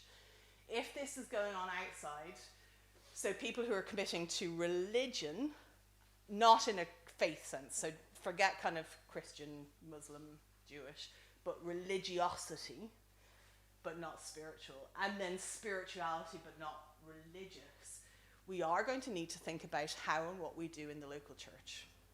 So one expression of this, and I think someone mentioned it earlier, is we are seeing a lot of our evangelical young men and women being attracted to very aesthetic forms of worship. So they want to be where there are candles and smells and stained glass windows. And I think that's fascinating. Again, I kind of figure you might see some of that around here. Would that be? Yeah, people are nodding. Okay. So the experience is something quite significant in the religiosity. Obviously, we'll all be from kind of different faith traditions here, some from very low church tradition, some from others. But I do think we've got to engage with this. Let's not just dismiss it and go, that's rubbish, kick it out. It's like, okay, this is fascinating. There is something that they are yearning for in a spiritual connection, which may be slightly more aesthetic than we would ordinarily offer in our normal church services. How do we begin to think about this? I think one of the things that I'm trying to think lots about at the moment, haven't really formulated any thoughts, but I can give you some of my kind of headlines, is this whole idea of awe and wonder and majesty and mystery. And again, they're things that appear to be pretty appealing to Gen Z.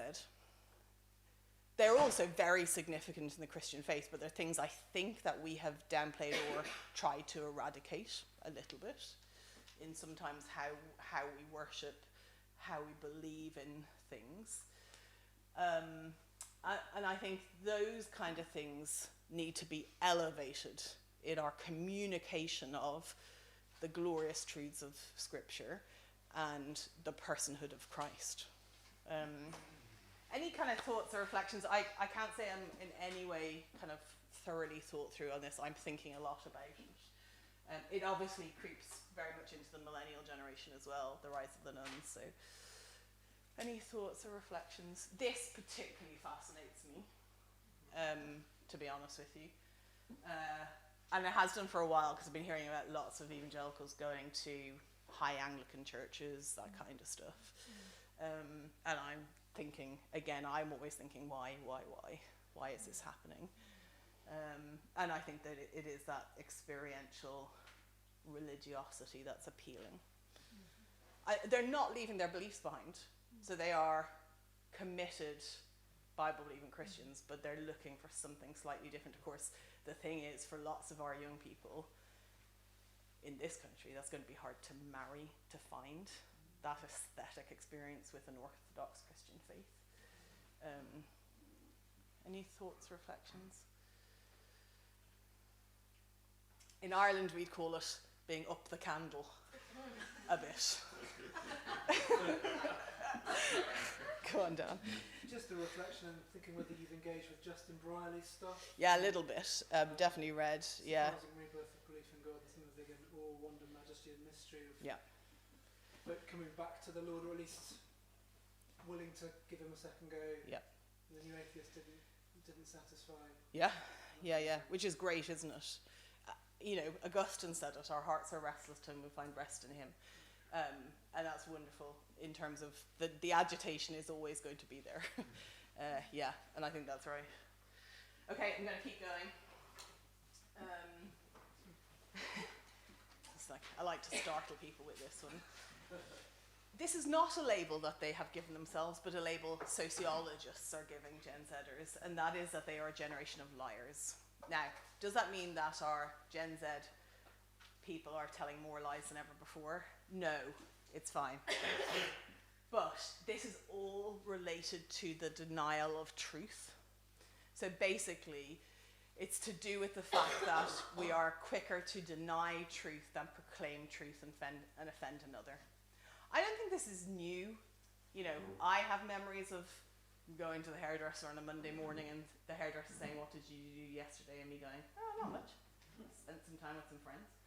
Golden opportunity to share the gospel, but didn't choose to take it. But this is more pronounced in terms of an outright denial of, like that young person who was accused of being anti-everybody, who point blank when she was faced with it said, "No, I believe what you believe." So changed her belief system on the spot by lying, essentially, because she's still a Christian, about what she believes. And so this has massive implications missiologically in terms of how are we going to help our young people, advance the gospel. This is a real conundrum that I am trying to battle through all the time, because we know that our young people who are confessing Christ have been commanded to go and make disciples. That's all of us. That's a given. So if that's our 5-year-olds, 10-year-olds, 12-year-olds, 18-year-olds, we know that one of the way the gospel spreads is Romans 10, how beautiful are the feet of those who bring good news. We need people to proclaim the truth. We also know then that we're living in a cancel culture time where our young people are going to be quicker to deny truth than proclaim truth. How do we help them see the value, purpose, worth, and beauty of the Lord Jesus, such that even if culture is hard and painful, they will contend anyway? And I think that's really hard. I think that's where we are at the moment. I think if we asked our teenagers, how are you doing with contending for Christ in life, they'd probably go, I'm not massively. Loads of people will ask me, will our young people face persecution in this life? Now, what they're asking is, will Britain be Islamicized, basically? That's the kind of root of the question. I'm very quick to respond to them. They are being persecuted. When we think about persecution, we think about our dear brothers and sisters across the world who today are being physically persecuted, even tragically to the point of death for their belief in the Lord Jesus. But there are other types of persecution, and our kids are facing philosophical persecution. So how are we raising young people ready to face into a life of persecution? That's the gospel.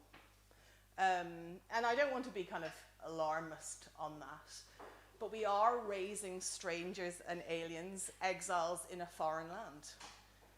That's what we're commanded to do. So, I often say to my own young people, we've got to remember that this world is not our home, and we are not our own. This world is not our home, and we are not our own. We are made for a different world. C.S. Lewis's beautiful words.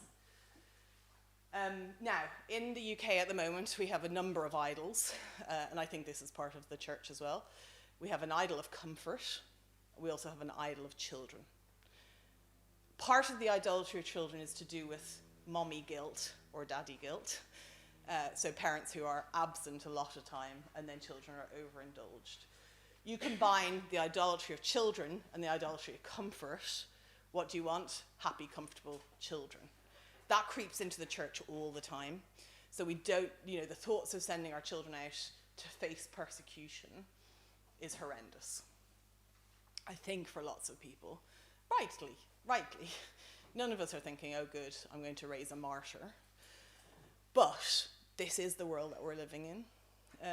And so we need to think carefully about that. I'm going to keep going. We'll stop for a break in a while.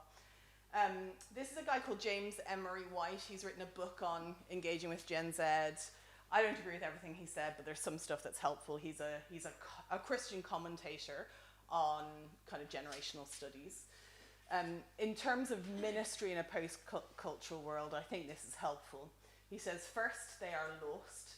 They are not simply living in and being shaped by a post-Christian cultural context. They do not even have a memory of the gospel. The degree of spiritual illiteracy is simply stunning. Second, they are leaderless. Little, if any, direction is coming from their families, and even less from their attempts to access guidance from the internet. So how can they be reached?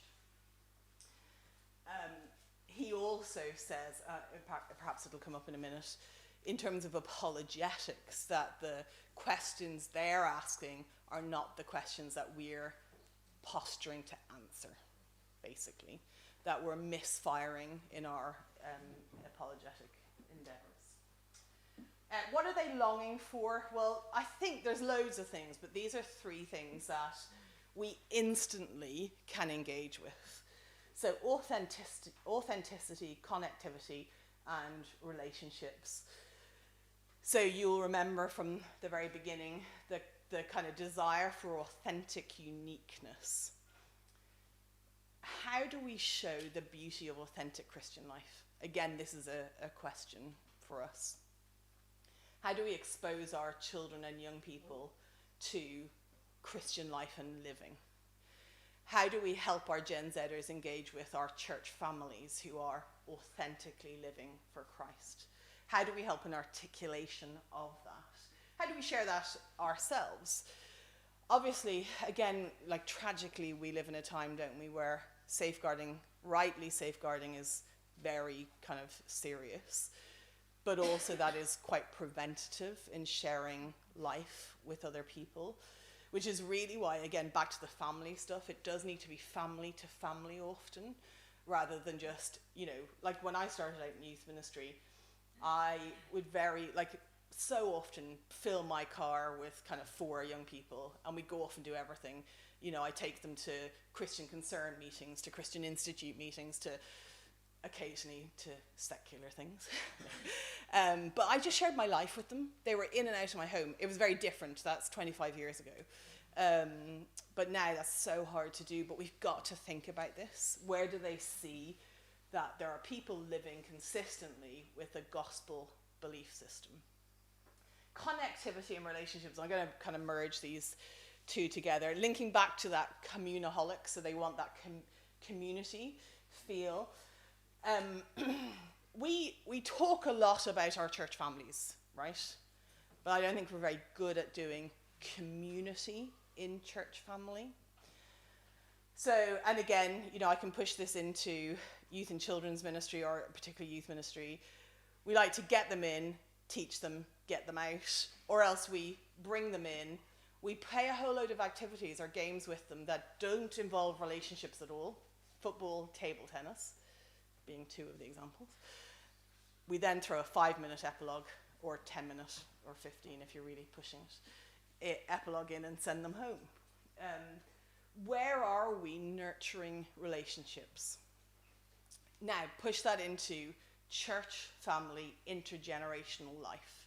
How are we nurturing intergenerational relationships amongst our young people, our young adults, and our church family? Because this is going to be one of the things, and we've heard examples of this, that really lubricates our evangelistic endeavours, our endeavours to help them contend for Christ in this world, and to build connections. So if we always just send the youth there, the kids there, the women there, the men there, the old people there, where is that connectivity? So in other realms of ministry life, you may have been hearing a right push for a rediscovery of intergenerational church family life.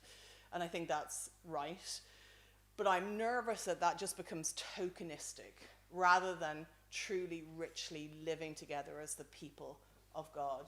That we just decide to do more all-age services, or we go on a church family walk once a term or something like that. It's got to be much more dynamic than that. Let me pause there. Questions, thoughts, comments?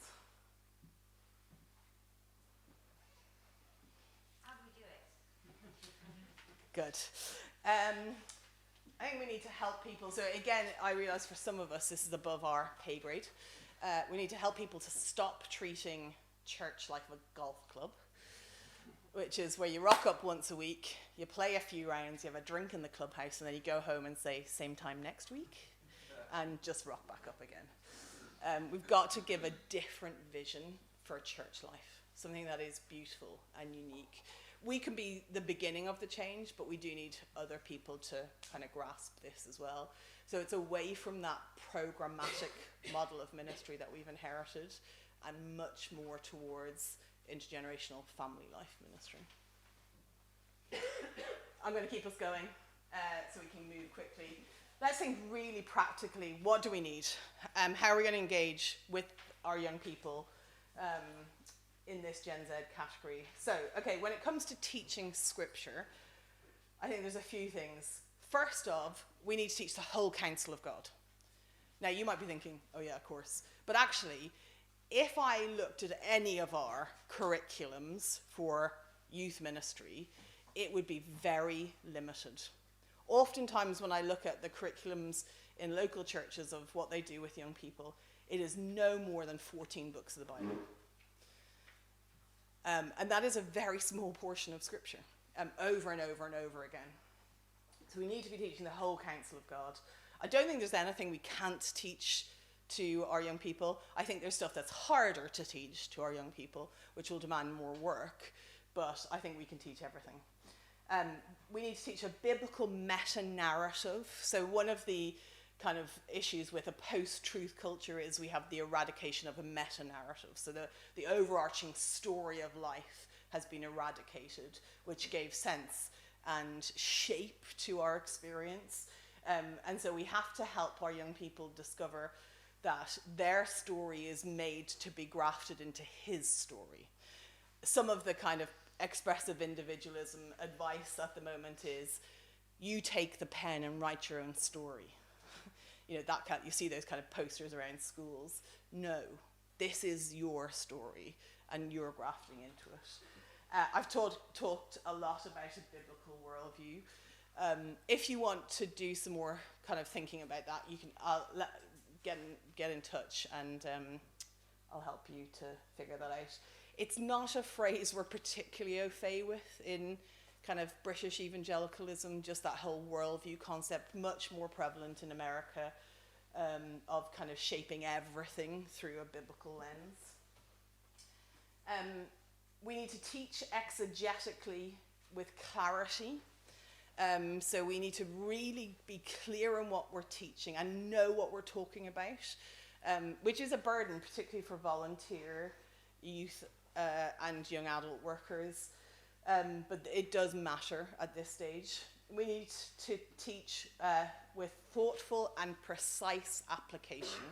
So application really matters in our talks, in our Bible studies, and in our maybe one-to-one discipleship. So you guys know this, but once we're over 18, we can read the Bible with whoever we want, and they're Gen Z as well.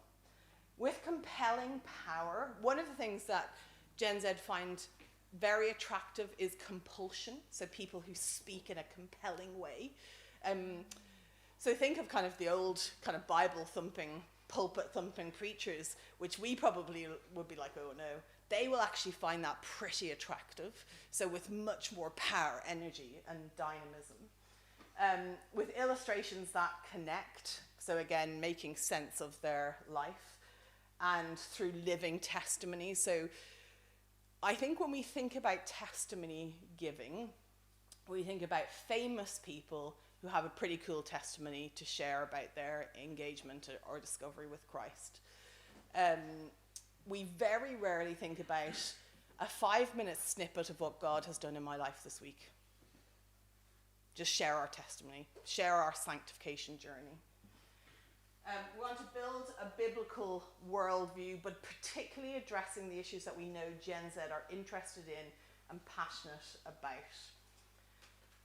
Here's a little list. So justice. Now, we know that we have a God of justice and righteousness, but actually for lots of young people, they feel that God is an unjust God.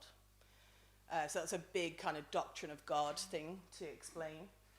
Ethics we've already talked about. Truth we've already talked about. Environmentalism we haven't kind of landed on much, but just to say this is a really huge issue for Gen Z. Rightly, actually, and I think to our shame we have been neglectful of the world and our interaction with it. And I think that is not, our fear is often that that becomes a social justice gospel. We have to do both. We have to care for creation as we proclaim the gospel. We can't do one or the other. Equality, so that kind of rights equality stuff. And economics is really interesting. I do not have a mathematical, economical mind at all. But this is fascinating that they're really interested in kind of the economics of the world. And so just even think about the people in your church family who you could equip to begin to engage with and think around this. Can I just add to that? I really find it really extremely interested in those points. Because as I'm a college librarian in California, these are the sections of the theological books that are lacking in our library. They're lacking, yeah. Because they are not writing about it. Yeah, so yeah, I've yeah. been telling our colleagues, I try to equip the books like in ethics, especially Christian ethics, about the new technology and how to find it. Equality, how to find it. Environmentalism, how to find it. They are start writing now. Yeah. But these are lacking. I think that's what's all the kind of Yeah, problems. Because we are not talking about it as a Christian, and then we are not doing research, we are not writing. Yeah, it is hard to find on some of these things good stuff. Yeah, you're right. Ecclesiology. This is from a young lady called Jackelle Crow who has written kind of in her younger years, but she's still Gen Z actually. But does anyone remember what that book's called? Can't remember now. Anyway, she's written ecclesiologically, and this is kind of thinking about what church is. I've talked a lot about this already. What we need is to see the church loving one another. We need to see Christians of all generations, especially older, wiser generations, in covenant together, remaining faithful in an unfaithful culture. We need to see the church standing up for biblical truth and not compromising their convictions. We need the church going out to reach the lost and bringing them in to grow and be fed in the context of the community.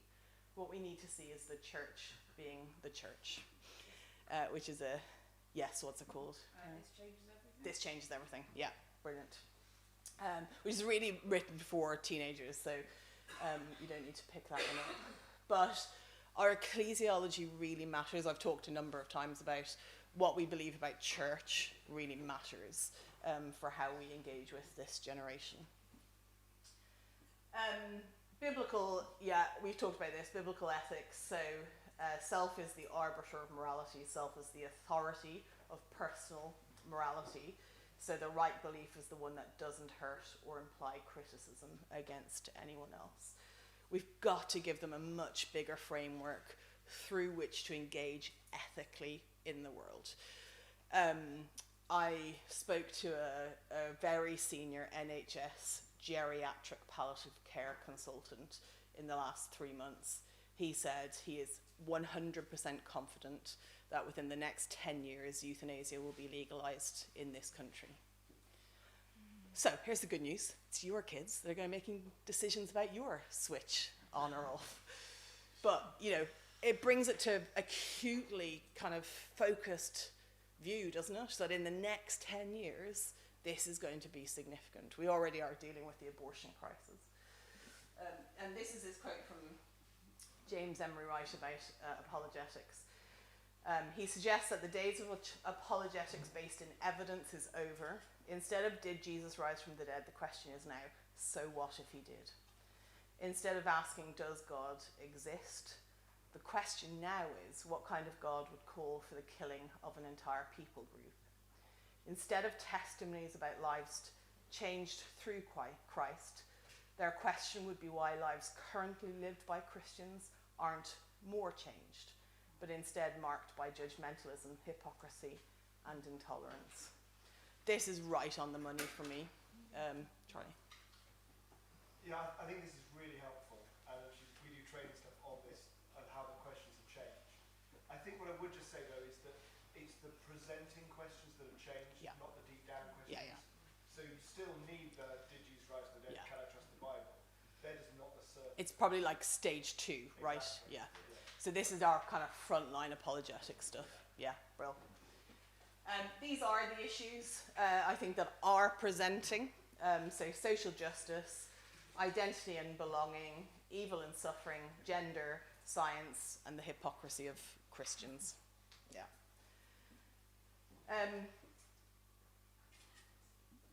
Last big thing, and then I'm going to pause and we'll have a break for a few minutes. This is impossible to see, isn't it? But anyway, this is kind of about the missiological thrust of like sending Gen Z out. Actually, next week I'm doing this again, but a couple of weeks ago, Crosslinks, which is a mission agency, asked me to do, or a couple of months ago, something on raising mission-minded kids. So I was thinking into this quite a bit, and this came to me in a way that it hadn't come to me before about Gen Z, and then I kind of engaged with some research. And this is particularly around their concern that essentially evangelism is unethical. So to call someone from their belief system into a different belief system is unethical. Now that is so interesting. And that's that kind of back to that young girl that I said, or, Jesus is the way, the truth, and the life, but I never could say that to anyone else. So it's relativism, it's concern for relationship and cancel culture, but also now I'm throwing in another thing, which is the ethics. Is it right to do something like that? Now, we will say yes, because it is salvation, but that's fascinating, isn't it? So the green is kind of agree somewhat, and the yellow is kind of agree strongly. So Gen Z. And then Christian mission is tainted by its association with colonialism. So again, this is being very careful, isn't it, in terms of when we send our young people out and when they bring people in, what are we expecting of people as they join in the body of believers? So back to that lady asking, do I need a membership wristband? What do I wear? How do I behave? Where do I go when I come in? All that kind of stuff. Are there things that are consistent currently with our Christianity that are not Christian, not biblical? Are there things that we're adding on that become essentially colonialistic, even in this country, as to what our expectation is of people when they join our communities? Okay, just a couple more minutes from me, and then we'll see if there's any Q&A. So yeah, responding to Gen Z, these are hopefully some kind of big things to take away. Affirm the value and dignity of each person, so the doctrine of Imago Dei. Nurture authentic, face-to-face, vulnerable relationships. Fill heads and hearts with awe, not just information. Partner with parents, lots. This might sound like a no-brainer, but live as if we believe the gospel is good news. Teach the whole counsel of God. Doctrine matters. You've probably heard that coming out from me a bit today. Don't be afraid of their questions. You will have heard the language of safe space. And actually in kind of England at the moment, school is pitted to be the safe place for our children and young people. Not the family anymore, definitely not church, school. How do we captivate that language that this is where you can be in all your messiness, in all your confusion, whether that is gender confusion. Just as an aside, particularly our teenagers who are experiencing gender confusion, that is a phenomenon called rapid onset gender dysphoria. It is now being proven that most teenagers come through that. True gender dysphoria occurs much younger and is a kind of diagnostic psychiatric condition. So yeah, like let them be messy with us. We're better for them to be messy. Like let's not be shocked, let's love them, let's let their mess in. Have a healthy and robust ecclesiology. And just a little video, which will lighten us before we have a few minutes of Q&A, but this is from a TV program called Parenthood. And imagine that this is a Gen Zer joining our church. Just have that in your mind. Oh, what's that doing? Oh. It's not, oh, sorry, it's not playing. That's weird. Oh, well, never mind. Maybe you could act it for us. Nope. Some book recommendations. I've already recommended the two, Tara Isabella Burton. That's Jean Twenge. That's Jean. Tim McKnight is a helpful book. James Emery Wright, I referred to him a few times. Being the Bad Guys, Stephen McAlpine. Strange New World, Carl Trueman, and the Triumph of the Modern Self, which is the one that this is based on. Rosaria Butterfield, 5 Lives of Our Anti-Christian Age, Generations, and then Age of Opportunity. There's loads more I could recommend, but if you want to, pick a few, there are some to read. Q&A. We've done lots as we've gone on, haven't we? But if anyone's got any burning questions. Can I do a real quick easy one? Yeah. Those slides been done for afterwards? Yes, we're going to put them somewhere. Yeah. Slightly random question. Do we see the same things coming out from homeschooled children as children within the education system? Ooh, good. That's a really good question. I think I might kind of articulate it slightly differently in that it's not as clear as you would expect it to be. That's my kind of reflection. There's a number of things that are going on. One is that we cannot protect our children from the outside world. They're still going to engage with lots of things, even if they're homeschooled. So it is not the answer to everything, even though it's a very valid pathway for some people. The other thing, and this is particularly kind of more pronounced in Mish kids, but I think we're seeing it in some homeschool families as well, is that children who have been homeschooled in a fairly exclusive environment are being broken by re-entry into British society. They cannot handle what hits them. And it's been devastating, actually. So I think there is real value in homeschooling. I try to tread a slightly more central line just to help parents to take some time with their children, you know, rather than think it's either one or the other. But we still have to be aware that we're going to immerse our children into a world that all this stuff is going on. Yeah, Dave. Most social resources are American. Yeah. Can you give us a kind of 3 quick headlines as we read American stuff, try and translate it across here? How are Gen Z different here to say, or is it so similar that it doesn't really matter? Yeah.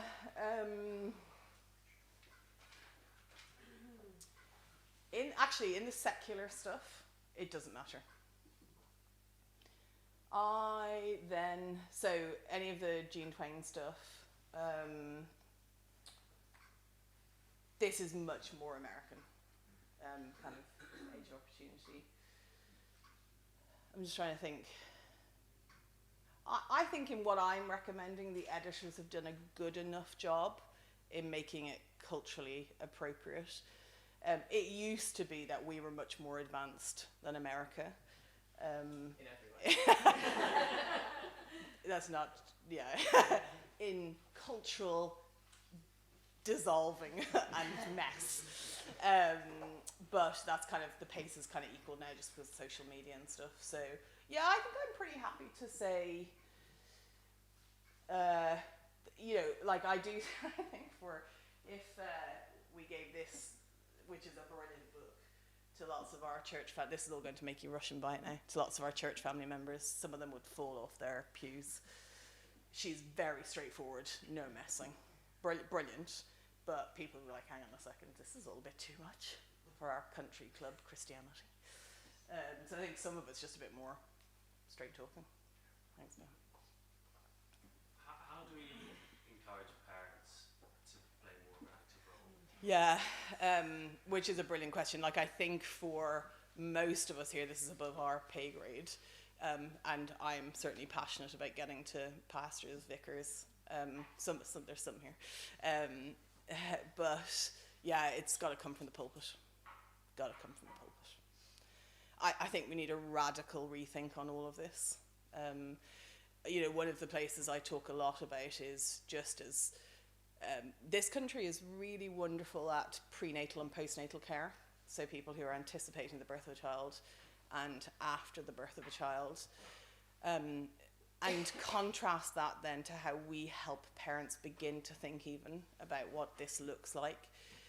Like for most parents, if you ask them, did you ever have any Christian help about nurturing the next generation? They'll talk about, at marriage prep, the question is often asked, do you want me to pray for you to have children in the wedding kind of service? And then we're great at meal trains when the babies are born. Jump on the meal train. And that's it.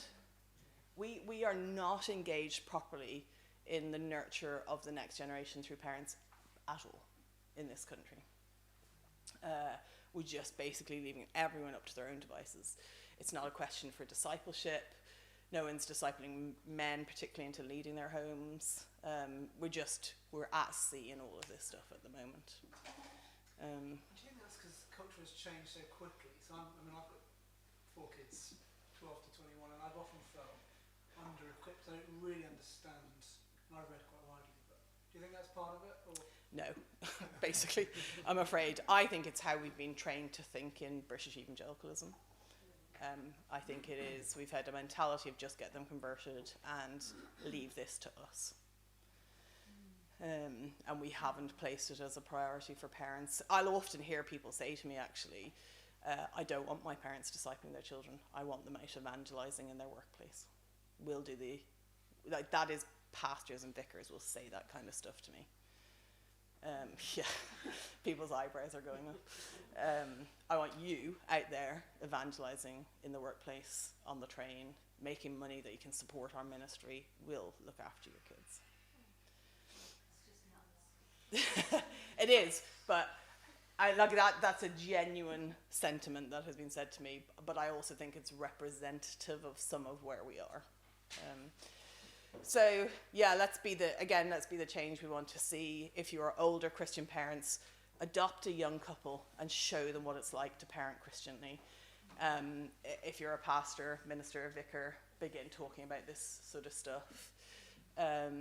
Yeah, maybe Dan will put a day on sometime about it. Dan, get some parenting experts in. Put on your feedback form. Yeah. You said if we're doing schools work, not to say Christians believe. Yeah. Schools come into our church, and that's slightly different. I'm less involved going into the schools, but what do we say instead? What are we allowed to say? What can we say? We're allowed to say whatever you want to say. It's whether, how the relationship will bear up under that, I guess. So I'm encouraging people to say, this is the truth and it's what Christians believe. Let's go for it. You've nothing to lose. Like, they can't fire you as a volunteer kids and youth worker. Now I realise I am pushing us on that, but I think it's going to be important. I also have a kind of very high view of predestination, election, the sovereignty of God, the building of Christ's church. So I'm not actually fearful that it all rests on me and my interaction with one school, but that's me. Back onto the parenting. Yeah. In the meantime, while we're waiting For these vicars to get their fingers out. Yeah. How can you recommend dealing with parents where the situation you mentioned, I do think idolising children and all the endless things that come before church. Yeah. That's kind of one, and two, bringing them on board with maybe bumping church up their list, and also the importance of their young people coming to church rather than youth group. I regularly get, they're really interested in doing that bit. That bit's, Yeah. your Well, so I adopted a very clear policy on that when I was in full-time youth and kids ministry. For the Christian kids, if you weren't in church, you were not welcome at youth group. End of. I'd turn them straight back around and send them home if they came. Okay, and did you get much flack from the parents? They hated it.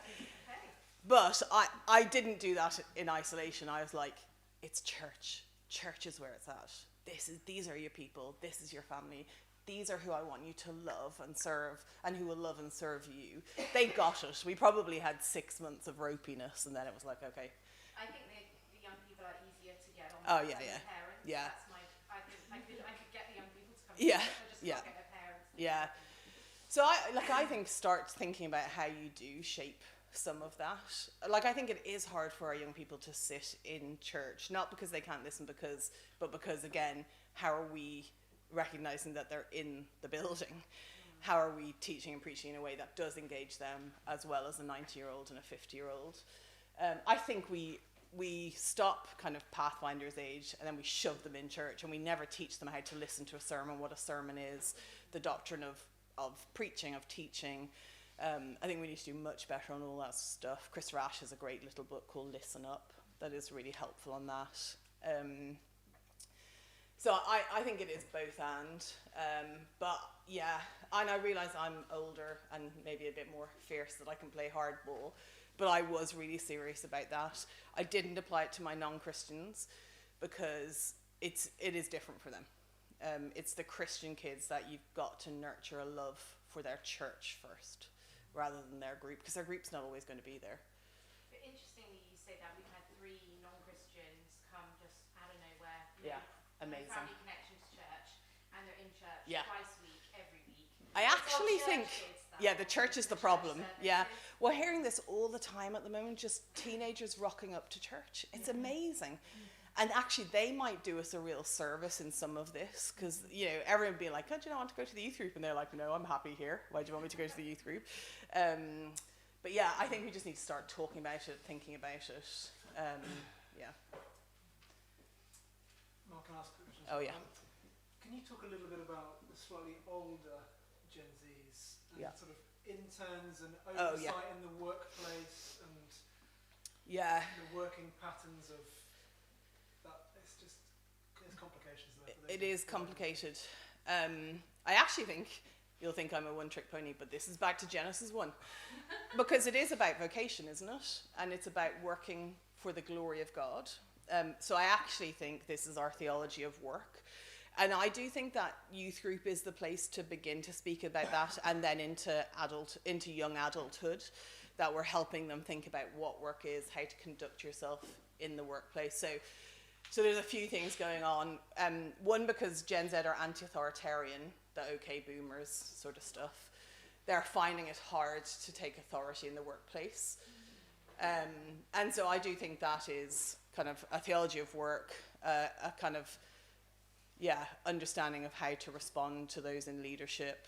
The other thing we are definitely seeing a problem with is young men and women going into Christian ministry. That is a seriously problematic area at the moment. There are some really practical reasons for that. One is there's too many stories of abuse. 2 is we're not paying people properly in a recessionary time.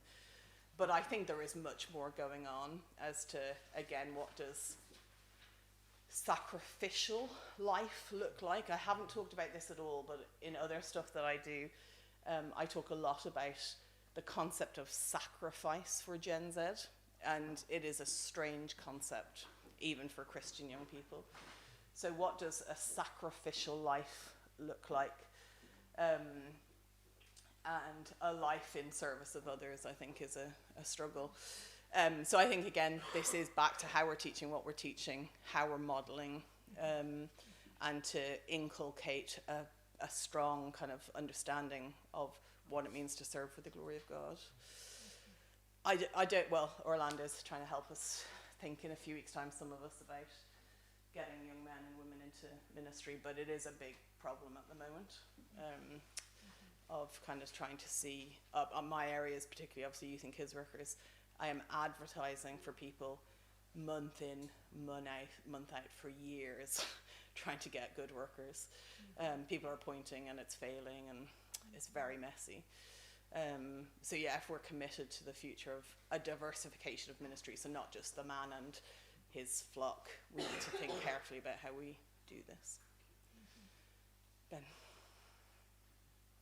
Talk about sacrifice. That's a really hard concept for Gen Zer, that they're desperate to change the world and they're doing change the world. Yeah. Like, how does that even? Like, well, they're desperate to change the world on their terms. You know, this is the thing. So it'll be in a way that they want to do it in their timing with their suitable resources around them. So the sacrifice of take up your cross is what's very alien. The way sacrifice is used actually for Gen Z, I know, starting another talk, I need to stop soon, is so you're often having to sacrifice other things and other people to be your true self. So the sacrifice is all at the cost of others to enable you. It's that kind of individualistic thing. So we've got a real battle on flipping that sacrifice motif. Alonzo, that made me laugh. He's like, he'd already shut the computer. He's like, oh, no.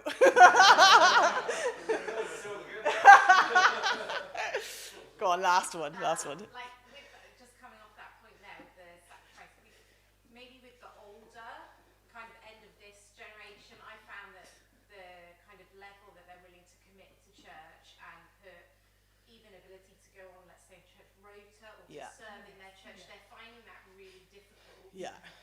Because a lot of them are still struggling with those 5 things that we mentioned earlier, with the anxiety, and they just can't, they're unwilling to put something outside of them kind of before how they're feeling. I don't know if that's I think you're right. I'm hearing that all the time. Church attendance in that kind of early 20s, maybe? Well, so people think like twice a month is good enough nowadays. I think if we want to future-proof our kids and youth ministry, we need to stop running things with students or young professionals. Definitely include them, but not let them be the backbone, and start getting our solid church members in because of this kind of flakiness. I'm going to finish. Let me just tell you a couple of things about growing in disciples. Obviously, we're this pretty new organisation. We are focused primarily on youth and children's workers, supporting the local church and training. We do a lot of kind of training every week. One of the things that we do is an academy course, which is 3 years for those who are kind of really interested in youth and kids ministry. I'll leave some of these here. You can have a look. We also do, this is all online. No one has to go anywhere. Down with the kids.